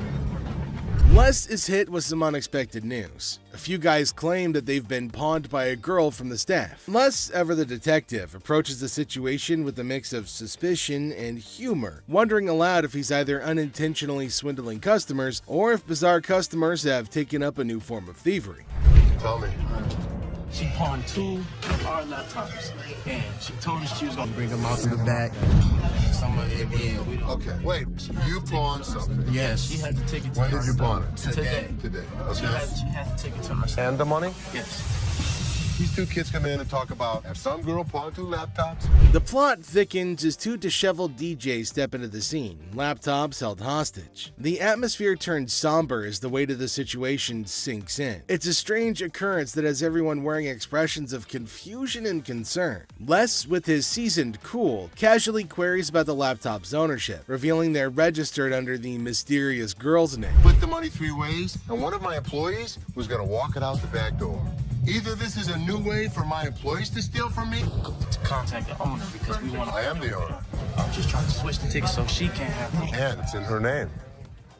No, that's why I wanted to know if I can't do it. The tension rises, but Les doesn't crack under pressure. Maturely handling the situation, he asserts that he needs the lowdown to work his magic and get those laptops back where they belong. It's a pawn shop mystery, and Les is the detective determined to unravel the peculiar case of laptops and loyalties. Because your sign is saying that I can get 30 days of free cash. If you're a new customer with us, first 30 days, you can get interest-free loan. You only pay $1 per store. But it's saying if I brought a friend with me that I could get 30 days of free cash. It's for an interest-free loan. Okay, so there came a woman at the counter. Let's see what she's gonna come up with. Is she asking for free money? I think she might possibly be mad, though it is kind of funny that she's got enough courage to come up and ask for money without investing anything. Now, the lady at the counter frowned and asked her if she paid or not. Intriguingly, she hasn't paid anything, but she's still asking for money. Holy shit, what's wrong with some people? You're just misreading it. No, you're misreading it. That's not what the y'all fantasy, bitch. It says I get free cash for 30 days in this month. And I get no free cash. Where does it say that? Who told you to get it? You did. I'm not talking to you. I need my cash. I need my cash. It says it right here. Free cash. Oh, and to make matters worse, she started shouting at her. Everyone around started looking at her, wondering what the hell was going on. Seth and Les get a little furious as everybody's just standing around trying to figure out what's going on. She started bullying her, but the lady tried to explain to her again that she misunderstood the agreement and they're not just gonna give her free cash. But this lady's just not listening to anybody. Well, Seth then enters, so who knows what's gonna happen now. I brought my friend with me. If you get a loan and you refer a friend, you can get 30 days, interest free. That doesn't mean we're just gonna hand you cash. What do you have to pawn? Come on now. You don't have a job. I'm the Don't screaming. Can you read? Read what No, it says. can you read? I can read. I can read. People was waiting to get her. You don't have shit to pawn. Shut the Les entered and asked her whether she read the whole document or not, and she was not listening and constantly arguing and pointing to them as if they had done something wrong. Meanwhile, other women decided to intrude, and oh my god, it's gonna be funny. Looks like they've all decided to have a fight in the pawn shop. Wonder how that's all gonna end. And it looks like Les is gonna join in too. The other woman that just jumps in the middle. You gotta get in line. People need to get out your ass. You gotta go.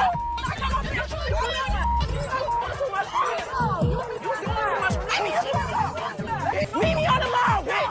No, bitch. Leave me on the line, bitch. I'm from the way, bitch. All you need to do is read.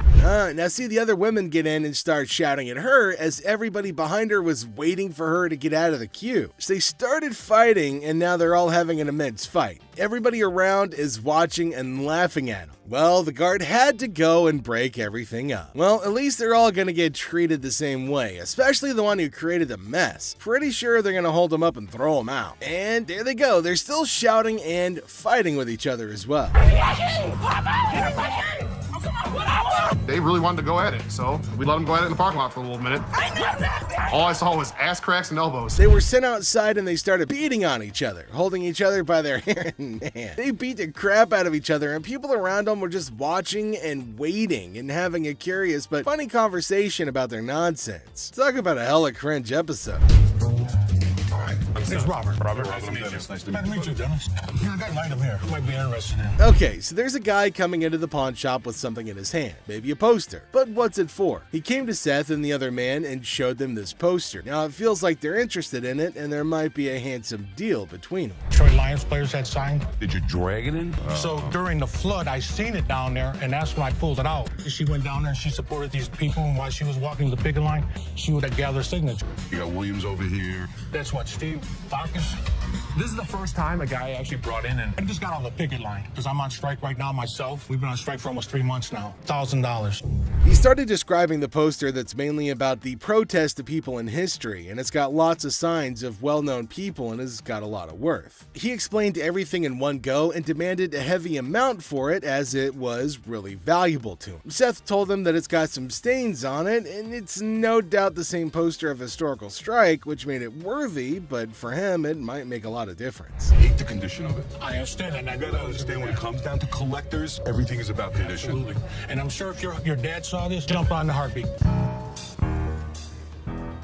Seth and the man explained that it's not about the worth that he's asking for in terms of thousands of dollars, but it's also about the condition of the poster, and it's not in a very good one. The man is continuously arguing that it's got signs all over it. If Les has seen it, that he'll definitely be surprised and definitely pay more than $1,000. Well, as for Les, he just came in. Sharper. They need to make an effort to close these deals quickly. Through my research in that, I seen personally that one just like this, mint though, and he got $950 for it. Right, so if that was mint, why would you want $1,000 for this? He only had one signature. I have at least a dozen. But with this tear up here, yeah, and the condition it's in, the water stain on the bottom, it's just a hard thing to sell. Yeah, but even though it's in this condition, how many of it exist? Very rare. And it's uncertified. Right. You know. I'll sell for $5. Les judged the entire piece and told him that he's asking for too much. And later on, they further described that it's torn from the top and the bottom. And it's also got damage and they can't pay more for it. But he still won't agree to pay for it. But he did say that he'd charge $500 off of the amount, but they couldn't reduce it any further.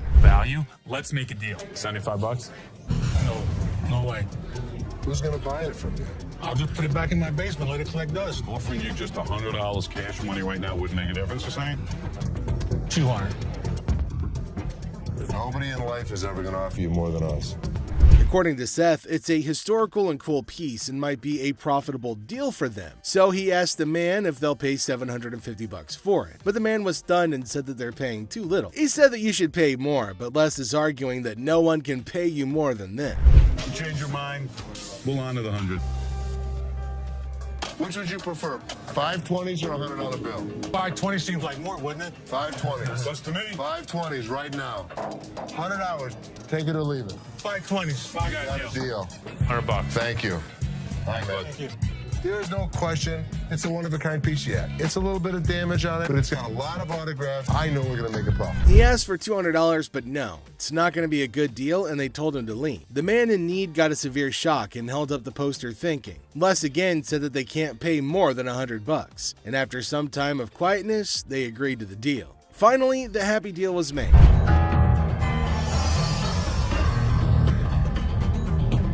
This is the guy? Right there. Here they come again.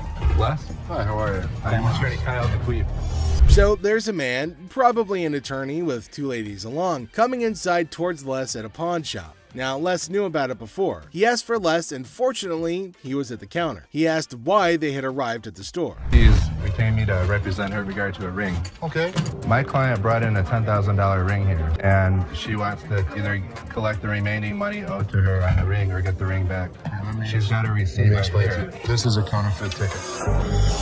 He said that he came here for the ring, which they bought from these ladies for $10,000, but they didn't pay and gave them the receipt. Now, he put up the receipt and showed it to Les and accused them of cheating and stealing from the women and taking their expensive ring. But Les was cool and controlled his anger. Whoever produced this ticket didn't understand this is the amount of numbers that are here. Okay. Number two is state law mandates that we print the law in a 12-point font. Okay. This is much smaller. That is some bull. It may be bull, but that's the truth. I don't know how I got mixed up, but There's the game-changing point. Les, after listening to him, explained that he will reveal the truth now by showing the real receipt that they had. He went and came back with real receipts that they've been giving to the customers. There, he spotted major differences. He notified him of the major changes in the receipt that he brought. The man looked rather weak and stunned in response. printing wrong or whatever, but this is the ticket he got from here. He didn't get it from him. He didn't get it from him. So now we just liars and we just come I'm here. not saying that you are. So you trying to say my son a liar? I wish I had better news for you, but That's bull. That's bull. The numbers don't match up. The paper stock doesn't match up. This is a fake. Now you side with them. You're not representing us. I'm representing if you, I but don't you- get my ring or my money from them, how you gonna get paid? The attorney turned to the women, but oh my god, they're still accusing Les of having given them the wrong receipt and asking the attorney to take the money from Les. The man, being down on himself as you can see, argued with. The man showed the evidence to the ladies and told them that they were having the wrong receipt, but they continued to argue. The ticket, how about that? No, I don't believe that the store gave you this ticket. Nah, well, I don't believe you a real attorney. We ain't got it right. This boy, somebody better give me my money. he's my attorney. You, him, security. Have a nice day. Nah, you got me, bitch. Sorry, young man. The ladies started harassing both of them and started using personal attacks. They were all arguing amongst themselves. Pretty crazy. The attorney went back as he can't do anything for the ladies. How are you? I'm doing okay. What can I help you with? Either trying to get a loan on it or you guys can buy it. Trying to sell it for maybe like $150. $50. Why is it $50? The certificate and everything is in there. And the bag costs actually way more than that. Well, if you can tell, it's actually stained Okay. all through here. I'm trying to sell it for $150 or get a loan for $75 instead of the $50. Yeah, I wasn't interested in more than 50. If you know purses, then you know the As our unsuspecting customer strolls into the kitchen at chaos, little does she know what's cooking today. Ashley, patiently bracing herself for another round of absurdity, politely inquires about what the customer's looking to offload. The girl, blissfully unaware of the purse's actual value, confidently suggests a price that's almost a steal. It costs way more than that. Okay, but I'm not going to pay you for the amount that you think it's worth because it's stained. This is not one of the newer ones. This is not this season. I know about purses. It was torn, it was stained. It's not even the last season's bag. Thing is old. But you still willing to buy for $50 though, so if it wasn't worth And now the plot thickens. The lady asserts that if Ashley truly understood purses, she'd gladly accept the offered amount. However, Ashley, standing firm in her claim that the purse is torn and not worth more than $50, creates a hilarious clash of valuation difference. We even say $50. So they didn't say it wasn't worth it. Can I talk to somebody else? I don't want to talk to your pepperoni looking ass. Can I get somebody My pepperoni looking at. Pepperoni ass? I don't even know what that means. She take a look at her own ass? Can I get somebody else to talk to? It don't even matter. I don't have to talk to you. And I don't talk to you either, so why don't you go home, leave Can our I store? talk to somebody else? Why do I have to talk to you? Because You I'm the disrespectful. manager. I'm disrespectful and you call me a pepperoni ass? Ugly ass bitch. You. And it's time to cue the drama.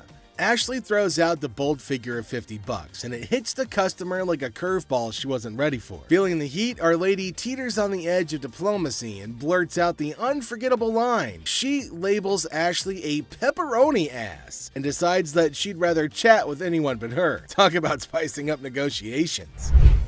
3 males walked into a pawn shop. One of the suspects stood at the door as a lookout while the other 2 suspects walked directly over to the display cases. So, like, these 3 guys roll into the pawn shop, just casually strolling in. The other 2 guys, they head straight to the fancy display cases. It's all got suspicious vibes. And then, bam! One of them whips out a sledgehammer and starts smashing the glass. Things are starting to get pretty wild. At some point, a customer from the place is seen leaving calmly while the lookout tells her to hurry up. The suspects appeared to be wearing heavy-duty gloves in order. At one moment, a person from the shop strolls out all calm, and someone's keeping an eye on her, urging her to speed up. The people thought to be involved seem to have on these tough gloves, maybe so they don't get any cuts. Not to get cut while removing the glass from the cases. Both suspects placed the jewelry and many other valuables in the bags. So when they took off the glass from the cases, both of them put the jewelry and lots of other valuable stuff into bags. After that, they hightailed it out of the store in a black Mercury marquee. Case at? Where the case at? Where is it at? Where he put them on? The guy storms into the pawn shop all worked up and starts shouting about a missing case. He's demanding to know where it is, and he appears to be accusing the staff of removing. The feeling of stress in the air is increasing, and it's obvious that something is wrong. Not take games, take your wives, my damage to that's the way it came in with the kids. You gonna act like I ain't got no sense? He's accusing us of taking games out of his unit. Look at the ticket. It never said with game. The atmosphere gets even more intense as the guy accuses the pawn shop of messing with his games. Les, the cool guy at the pawn shop, stands his ground. The customer's getting more agitated, making accusations and even talking about blowing up the place, which is just adding to the chaos. At that point, man, you can get your arms up off belly and none of your body parts only, bro.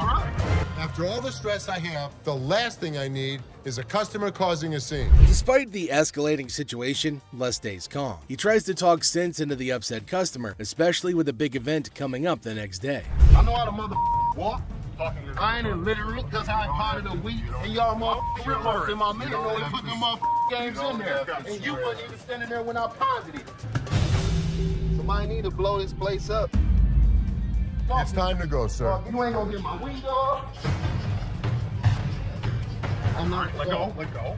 Can I get my weed? He'll get it for you, don't worry. You're making a threat like that? The situation becomes alarming when the upset customer makes a threat to blow up the place. Les, rightfully concerned about the safety of everybody, asks the guy to leave. Security becomes a priority, and the customer's demand for his belongings takes a back seat to the potential danger that he's creating. That's a challenging moment for Les, who's just trying to manage the chaos caused by an irate customer. How's it going, man? What's going on, man? Everything good. How about you? I'm doing good. Good. What can I do for you? Let me get these like $400 for this watch right here. What can I do for you today? Can I get like $400 for this watch right here? It's worth $820. Les, chilling at the pawn shop, notices a guy walking in, watch in hand. Les, being friendly, asks how things are going. The guy, hopeful, wants $400 for his watch. Les, the cool pawn detective, calmly discusses the watch's worth, revealing it's valued at about $82. Yo, man, tell me the truth. What'd you really pay? Telling you the truth, man. Come on, give me $4 for this watch, man. Come on, man. We deal in high-end watches. This was worthless. Nothing for us to deal with. Come on, give me like $450 for this watch, yo.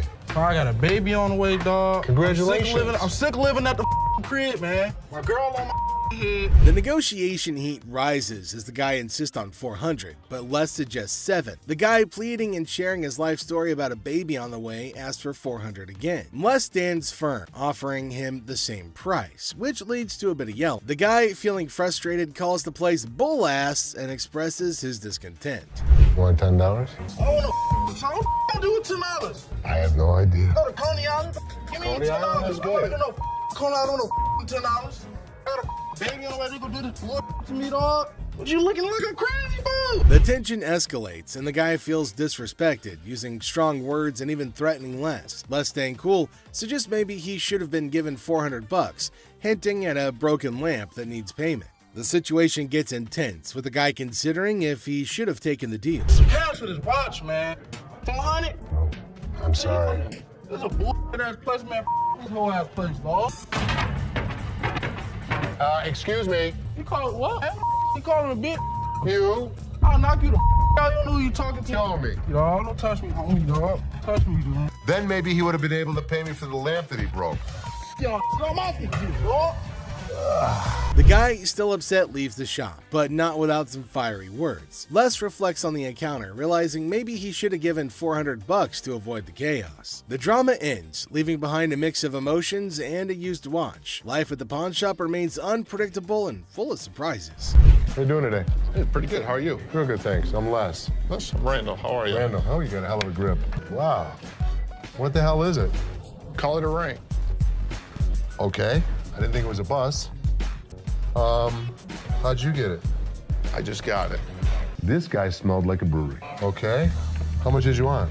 I'd like 500 for it. Why? Why? Because I need it. Yeah, I got you. 2 DUIs. A person walks into the pawn shop, catching Les's attention. Things start getting interesting right away. The person wants $500 for a ring and shows it to Les. Les, being curious, asks where the ring came from and why they want to sell it. The person gets really mad when Les asks questions. The intensity in the air rises as the person angrily explains why they're selling the ring. Les stays calm, making it a surprising and dramatic moment in the pawn shop. Well, if it was gold, I'd give you more than 500, but it's not real. I know it's worth $500 and you're gonna give me 500. Well, actually, this was gold, but it was brass. It had no value. I understand. You have court issues. The problem is, I need $500 for it. I'm sure you do. Man, I don't know why you need. As the conversation continues, Les drops a bombshell. He tells the person that if the ring were real gold, he'd offer a whopping $2,500. Feeling a glimmer of hope, the customer suggests, just give me the $2,500 then. Expectantly awaiting a positive response, Les, with a touch of humor, reveals the harsh reality. He explains that the ring is fake, not even worth $500, and he won't pay that much for a counterfeit ring. You gotta give me something for it. I can't give it to you. I'm sorry. Give it to me anyway. Man, you can give me something for it. No. You give me something Just don't for beat it. on the glass. This guy was drunk. You give me that ring back. Give me that. It's the. I ain't going nowhere. Man, get away from me. Get out of here! I told you! You man?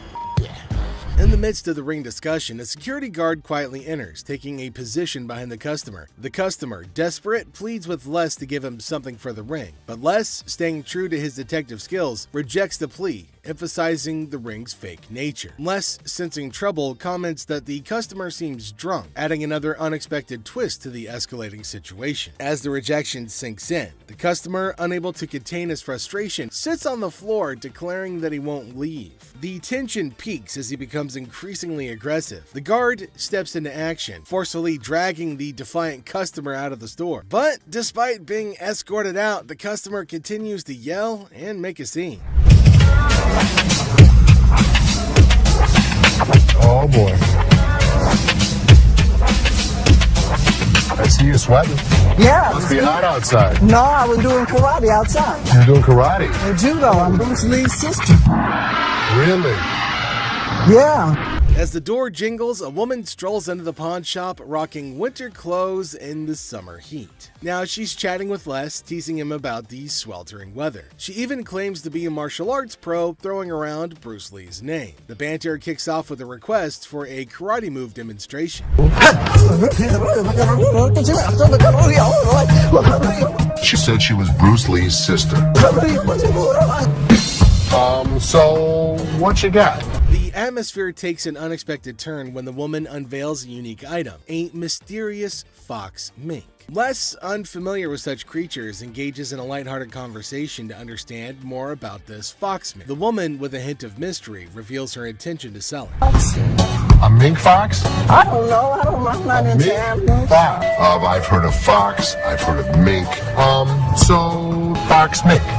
Did you want to pause? As the conversation unfolds, Les dives into the details of the fox mink, trying to grasp its worth. The woman shares anecdotes about the origins of the item, painting a vivid picture of its history. Les, playing the role of the detective, subtly negotiates and gathers information to figure out the best deal. Sell it. How much did you want for it? $50,000. The encounter concluded with the woman deciding to part ways with her fox mink. Les, using his seasoned charm, finalizes the deal. The quirky tale of the winter-dressed woman and her unique pawned item adds an unexpected twist to the usual pawn shop routine, leaving both parties with a memorable experience. Woman comes in to sell me a high-end bottle of liquor. Ma'am, I'm Is that what you're saying? You have no respect. When you want to take a person when they die, fit the liquor inside the bottle. and anytime you're going to belittle a person. Damn, I didn't belittle you. As the door chimes, the woman confidently walks in, clutching an empty liquor bottle. She aims for a bold move, attempting to pawn the bottle for a cool $100. Les, with his discerning eye, swiftly rejects the proposal, explaining that a filled bottle would fetch a better price. The woman, not thrilled with the response, raises her voice, demanding respect and expressing her discontent. I'll give you $100. It's not worth more than $100. Especially when you say I wouldn't give you $100. Don't you ever walk up to my Baby, dad. hey, baby, don't point your finger. Life after this, Ma'am. don't you dare ever Ma'am, come in you here are again. in my face. I don't care you're in my dad's store, and don't you ever think about coming in here You know again. what? Turn your ass around, badass out the door now. Where Ashley steps up like a superhero. Now, she doesn't just cool things down, she straight up shuts the woman down. With confidence, Ashley tells her to leave and never come back. Suddenly, the chaos turns into quiet thanks to Ashley's quick and firm action. Son of a bitch. Where the hell is he? Rich! He's on the floor. People are waiting to pay us for their merchandise. He's not there. We're losing money.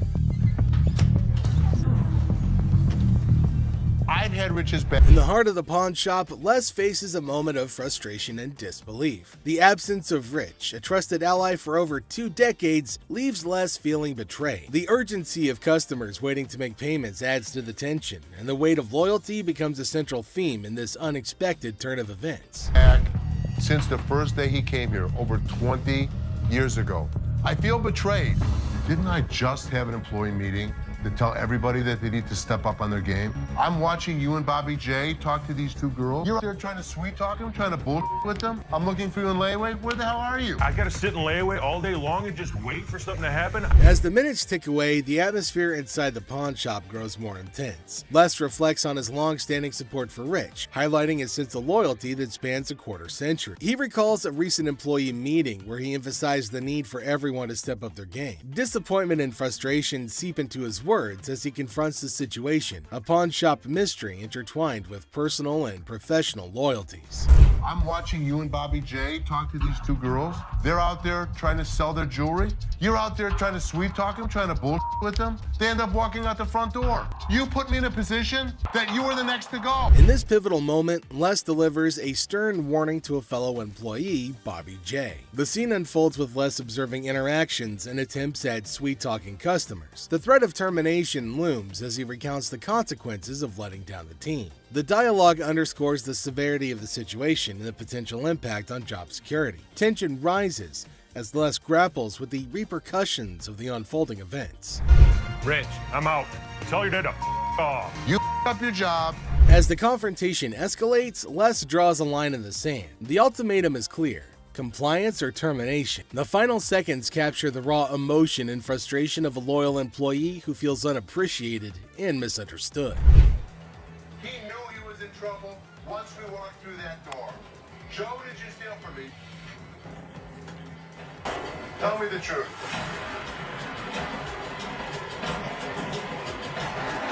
Inside the pawn shop, a sense of trouble looms as the head of security, Joe, faces a difficult moment. The air is heavy with anticipation as accusations are laid out. In a tense exchange, the truth emerges when Joe admits to stealing. The weight of the admission sets the stage for the unraveling of a trusted employee's actions. The detectives call in uniformed officers to put the cuffs on. And then he reaches into his pocket and pulls out an assortment of jewelry worth over $7,000. As the admission hangs in the air, the situation takes an unexpected turn. Detectives call in uniformed officers to apprehend Joe. A place built on trust is now shaken to its core as the true extent of the betrayal unfolds. You go this way. This is my loyal employee, my head of security, guy that trusts me. The arrest unfolds and reality sinks in for the pawn shop owner. The disbelief is evident as a devoted employee, the head of security for the previous 3 years, is carried away in handcuffs. The emotional weight of the betrayal is clear in the owner's voice, which expresses the anguish of putting trust in someone who later proved dishonest. If he was, it could be anyone.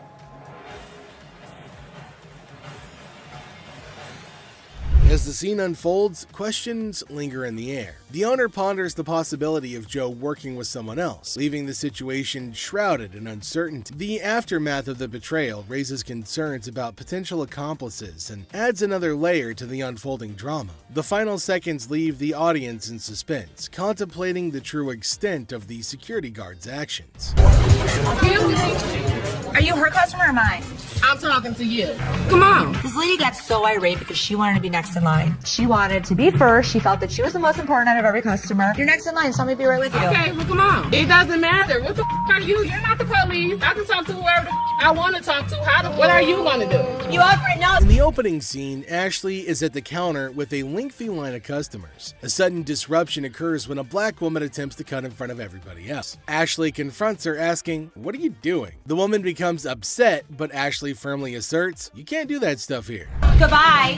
Come back here. Let's talk right now. Take the receipt. What would you like to do with it, ma'am? I want to pay. Well, you have to go to those windows. No. I come to this line any other time. Not at this window. Okay, well, I'm not going to stand in the line. In the wrong line. Get in the other line. And I'm not going to get in another line. I'm going to walk straight up to the damn window.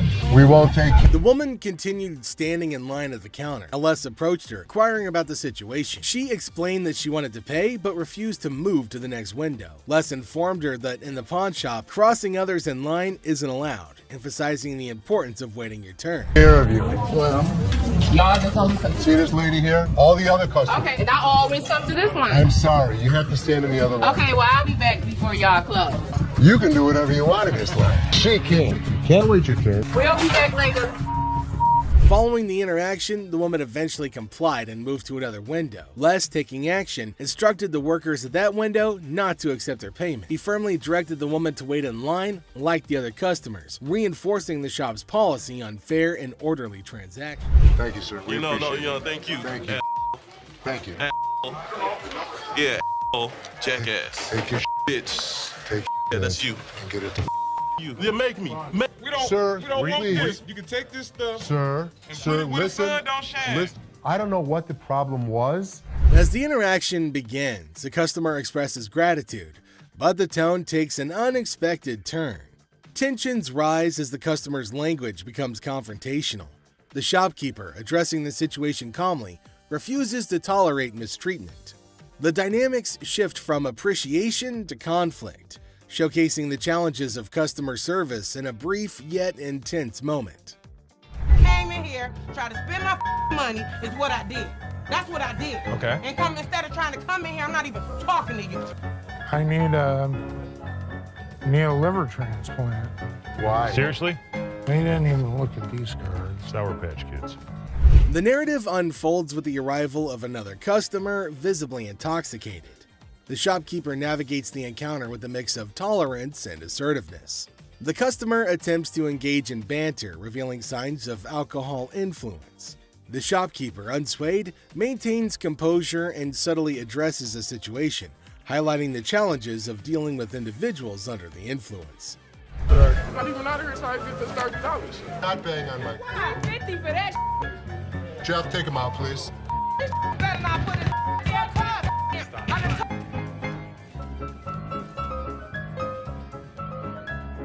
How would you? Man, what the?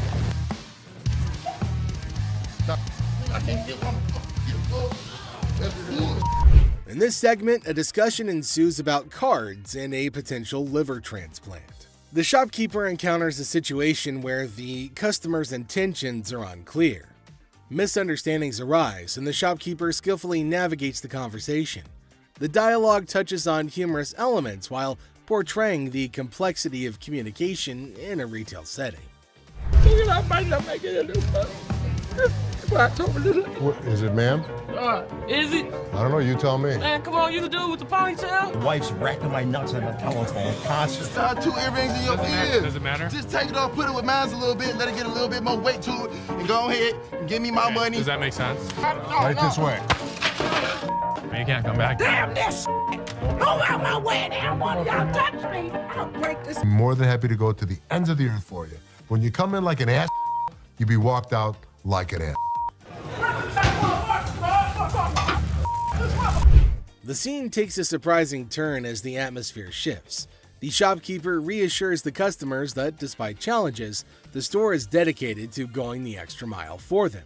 The encounter, starting with tension, concludes with an assurance of excellent service. This final part encapsulates the roller coaster of emotions within a brief time frame, showcasing the highs and lows of customer interactions. You need some help today? Man, how you doing, brother? What's the deal on this TV here? This TV right here is $400. $400? Yeah. I was in here 2 weeks ago, sold you this mother for $90. Now you gonna ask me $400 for it, man? In the electronics section of the store, a customer named Robert engages in a conversation about a TV with the store employee. The casual tone sets the stage for what seems like a routine interaction. The customer questions the TV's price, sparking a humorous recount of a previous encounter where he claims to have purchased the same TV for a lower price. Are you kidding me? So you're making a $310 profit off me? Bull, man. Can I help you? Who are you, man? I come in here 2 weeks ago, just like I told this Gentlemen. do something with your hair, man. And then y'all gonna sell it for $400? You gonna make that much profit off me? As the dialogue unfolds, the customer expresses dissatisfaction with the marked up price, claiming the store will profit significantly from his purchase. A manager steps in, attempting to resolve the situation. Tensions rise as the customer questions the legitimacy of the price hike and demands a resolution, emphasizing the financial disparity between his purchase and the intended selling price. Brother, Where's your receipt? can you not understand English, my brother? No, I can't. I can't, my brother. I don't believe that he wants a TV for nothing. I'll just take the TV, man. No. The customer threatens to take the TV and leave without making a purchase. The manager issues a stern warning, asserting that any attempt to take the TV without completing the transaction will result in immediate removal from the store. The confrontation takes an assertive turn, with both parties standing their ground. Once I get this TV. Man, get above me. Man, get off me. Get my damn shoe, player. Y'all got my shoe. You got my money. It's joint. This guy was acting like a total baby. He wanted attention and he got it. Despite the warnings, the customer decides to leave the store, expressing discontent with the entire experience. He accuses the store of mistreatment and vows never to return. The situation concludes with dramatic flair as the customer exits, leaving behind a sense of dissatisfaction and a promise never to return. How are you? I'm good. How are you? Well, actually, I'm not doing so good. No? My grandma just passed. I'm I sorry. was like hoping to Okay, so whose ring is this? my grandma's. Oh.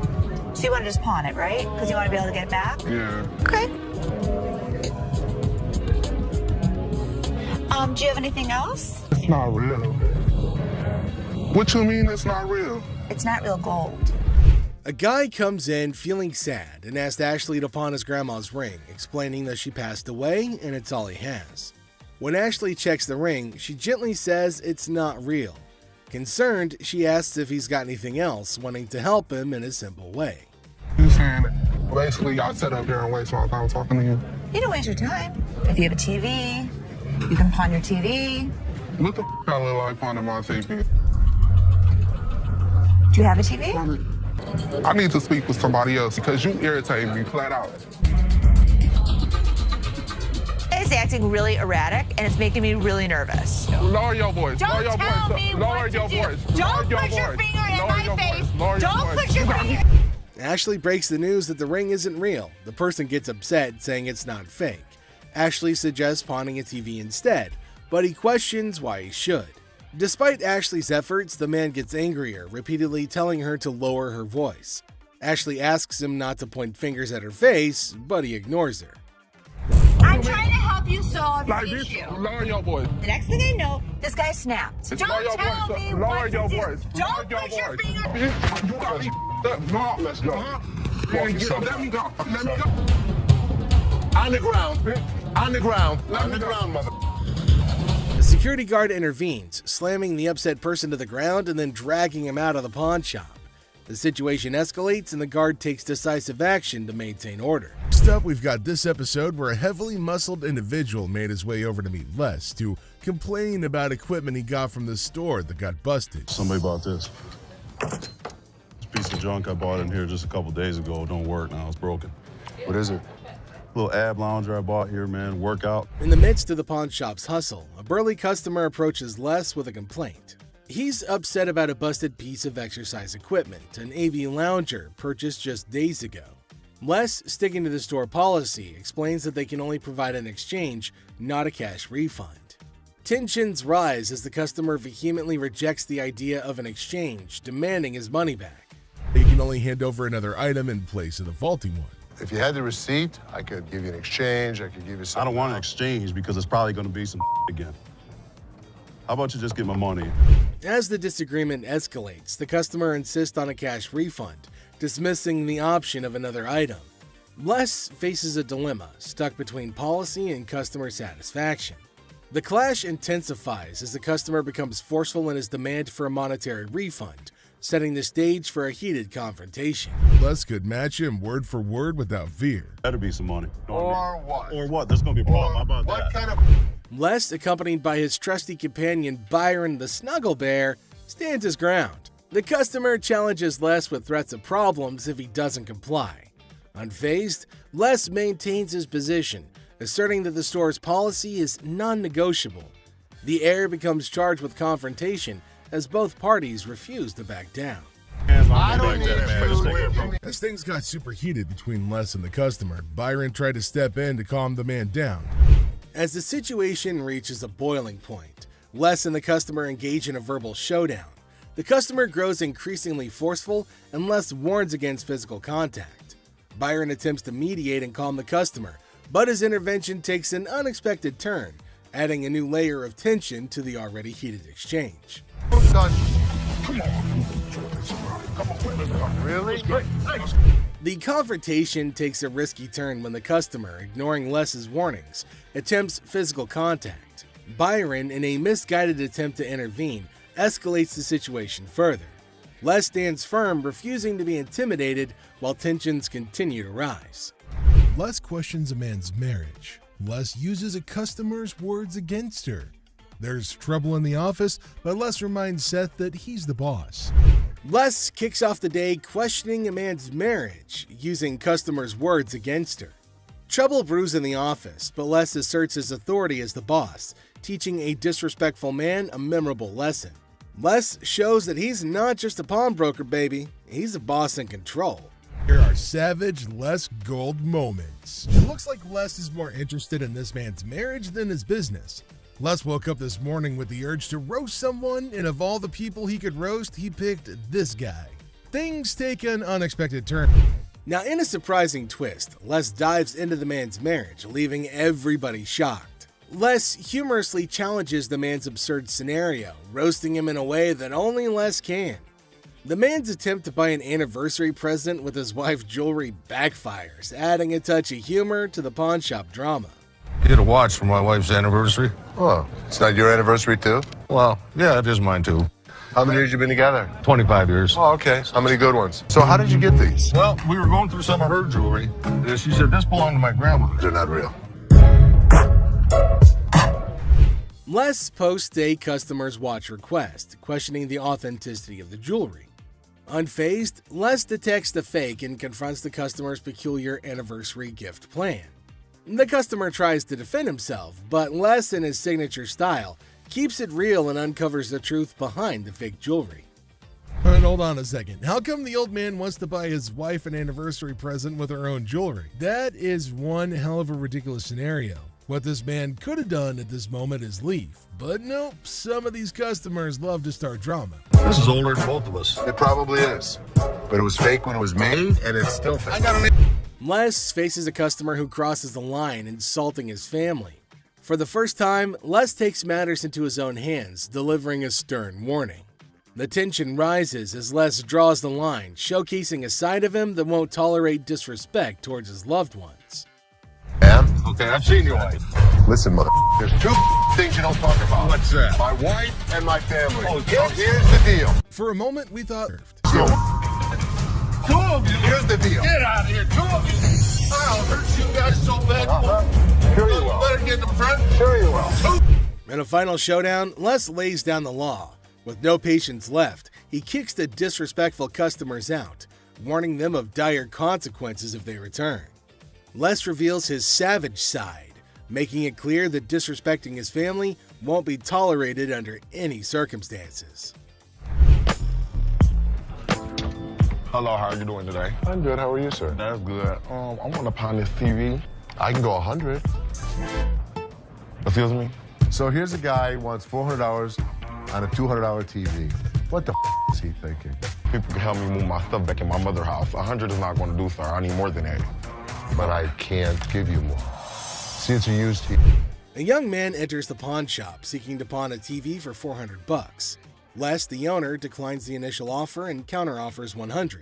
The guy, explaining his need to move back to his mom's house, expresses that $100 won't be sufficient for his situation.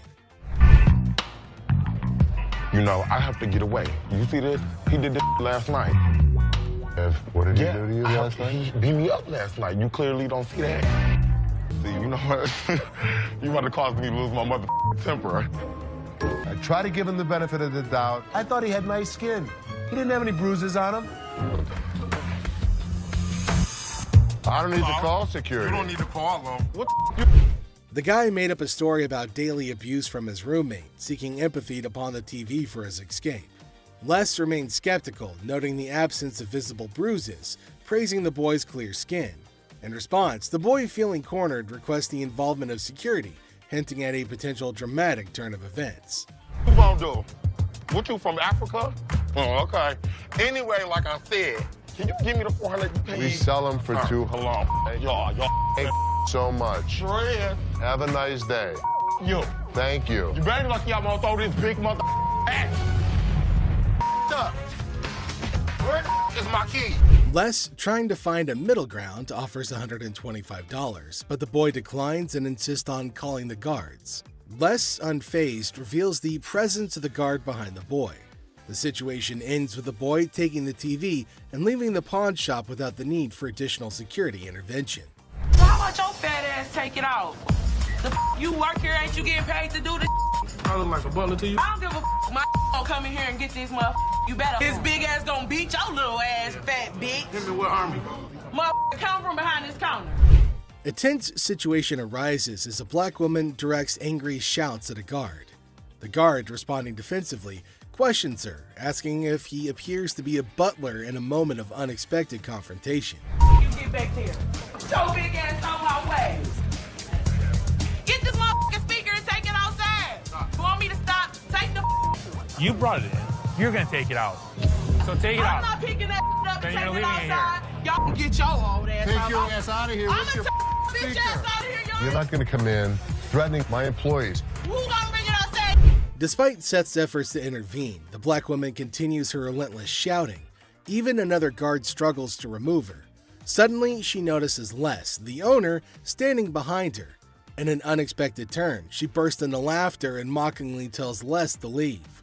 Yo, big ass, you can grab that bitch too, ogre.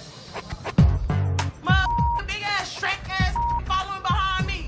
We will give you the respect and the decency you deserve, but when you're threatening my family, we throw you out of here. Bitches, both life. Taking matters into her own hands, the woman starts leaving, dubbing the guards as Shrek on her way out. The situation takes an unexpected and humorous turn as she adds a touch of sass to her departure. Let's take a look at it. All right. I'm here with my man, and we got in a big argument, and he left me, so I need to He get left back you home. here? To Hawaii. Oh, really? Where about? Honolulu. Oh, okay. Got a ride from my cousin, so you gotta hurry up. There came a woman at Ashley's counter to sell her chain. Now Ashley's looking at her chain to see whether it's worthy enough or not.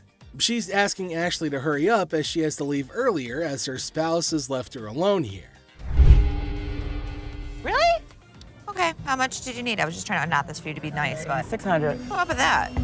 I got this from one of my aunts in Africa. This is $600. Oh, do you know what it is? It's actually a Tahitian pearl. No, this is from Africa. This is an African pearl. Ashley asked her how much she wanted for her jewelry. Now the woman said $600, which is a lot more than Ashley was willing to spend, since Ashley said that it's not an African stone, but the woman was arguing that it was. 600. My ticket cost $600. That's how much I need. Do you have anything else? No. Excuse me? No. Ashley told her that they're not African pearls, so it's not worth $600, but far less. It was at this point that the woman started acting rude. Ashley got shocked at her stupidity and rude behavior. Eventually, she started behaving really bad as Ashley got angrier. What's gonna happen next? 600 or not? You can't get 600 on this. Okay. And also, don't call me a bitch. So you mean to tell me that this ain't worth a mother thing? That's not what I said. It could be worth something. Okay, can I get $5.99? No. Some kind of problem? Okay. Exactly. Can I get $600 No, or you not? can't get anything. Okay, I You get can't talk to her like this. You can't $5.98. get- Oh, I he left you now. Bitch, you don't know what I'm not leaving no place. Yes, you are. Oh, no, I ain't. Oh, yes, What? you are. What are you gonna do? I'll kiss my Honey, you don't have that kind of money. All right, you. All of y'all. Bitch. If you want some help, talk to us like a human being. I'm leaving. Aloha. Who the they think they is? Them. Which Some jewelry for my daughter. Her birthday's in like 2 weeks. For sure. How old is she gonna be? She's gonna be 12. She's gonna be 12. Yep. Do you want a Kleenex? I've got allergies, man. I itch like super bad. I'm not picking it, I promise. Okay. We have a heart one that's really pretty. Can I see it? There came a man to Ashley asking for something to buy for his daughter. Now he inferred that she's about 12 years old and he wants something interesting for her. But he's constantly picking his nose, which was making Ashley cringe. He's not stopping from doing such cryptic things, but he's constantly doing it in public. Ashley asked him to let her know if there was something he was interested in buying for his daughter. Look at it. How much you want to spend? Like 100, 150, but 75. can I touch it though? That's bull. I was charging him like $75 on this watch just to give him a deal so he didn't have to touch it with his snotty hands. Can I see the sanitizer for a second? Now the man selected a watch, but Ashley didn't want him to touch anything with his dirty hands. She asked him about his range and he said he wants something under $100, and the watch was $75. The man didn't agree to buy it. Now Ashley's just getting furious over his silliness. I can use sanitizer. Why don't you guys go yourself? I don't even care about the sale anymore. I just want him out of here. Ashley asked him to use sanitizer before touching anything in the shop, but he refused. Now this is going to be a very serious problem. They're probably going to have a fight. Ashley got angry and asked him to leave despite no deal. She just wanted him gone. She didn't care for the deal or profit, but just getting him out of the shop.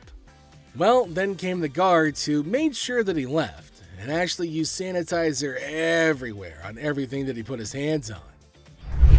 Well, that's it for today, everybody. Thanks for being part of the Hardcore Pawn adventure with us. We hope you like the drama and the surprises. Stay tuned for more pawn shop stories. See you next time.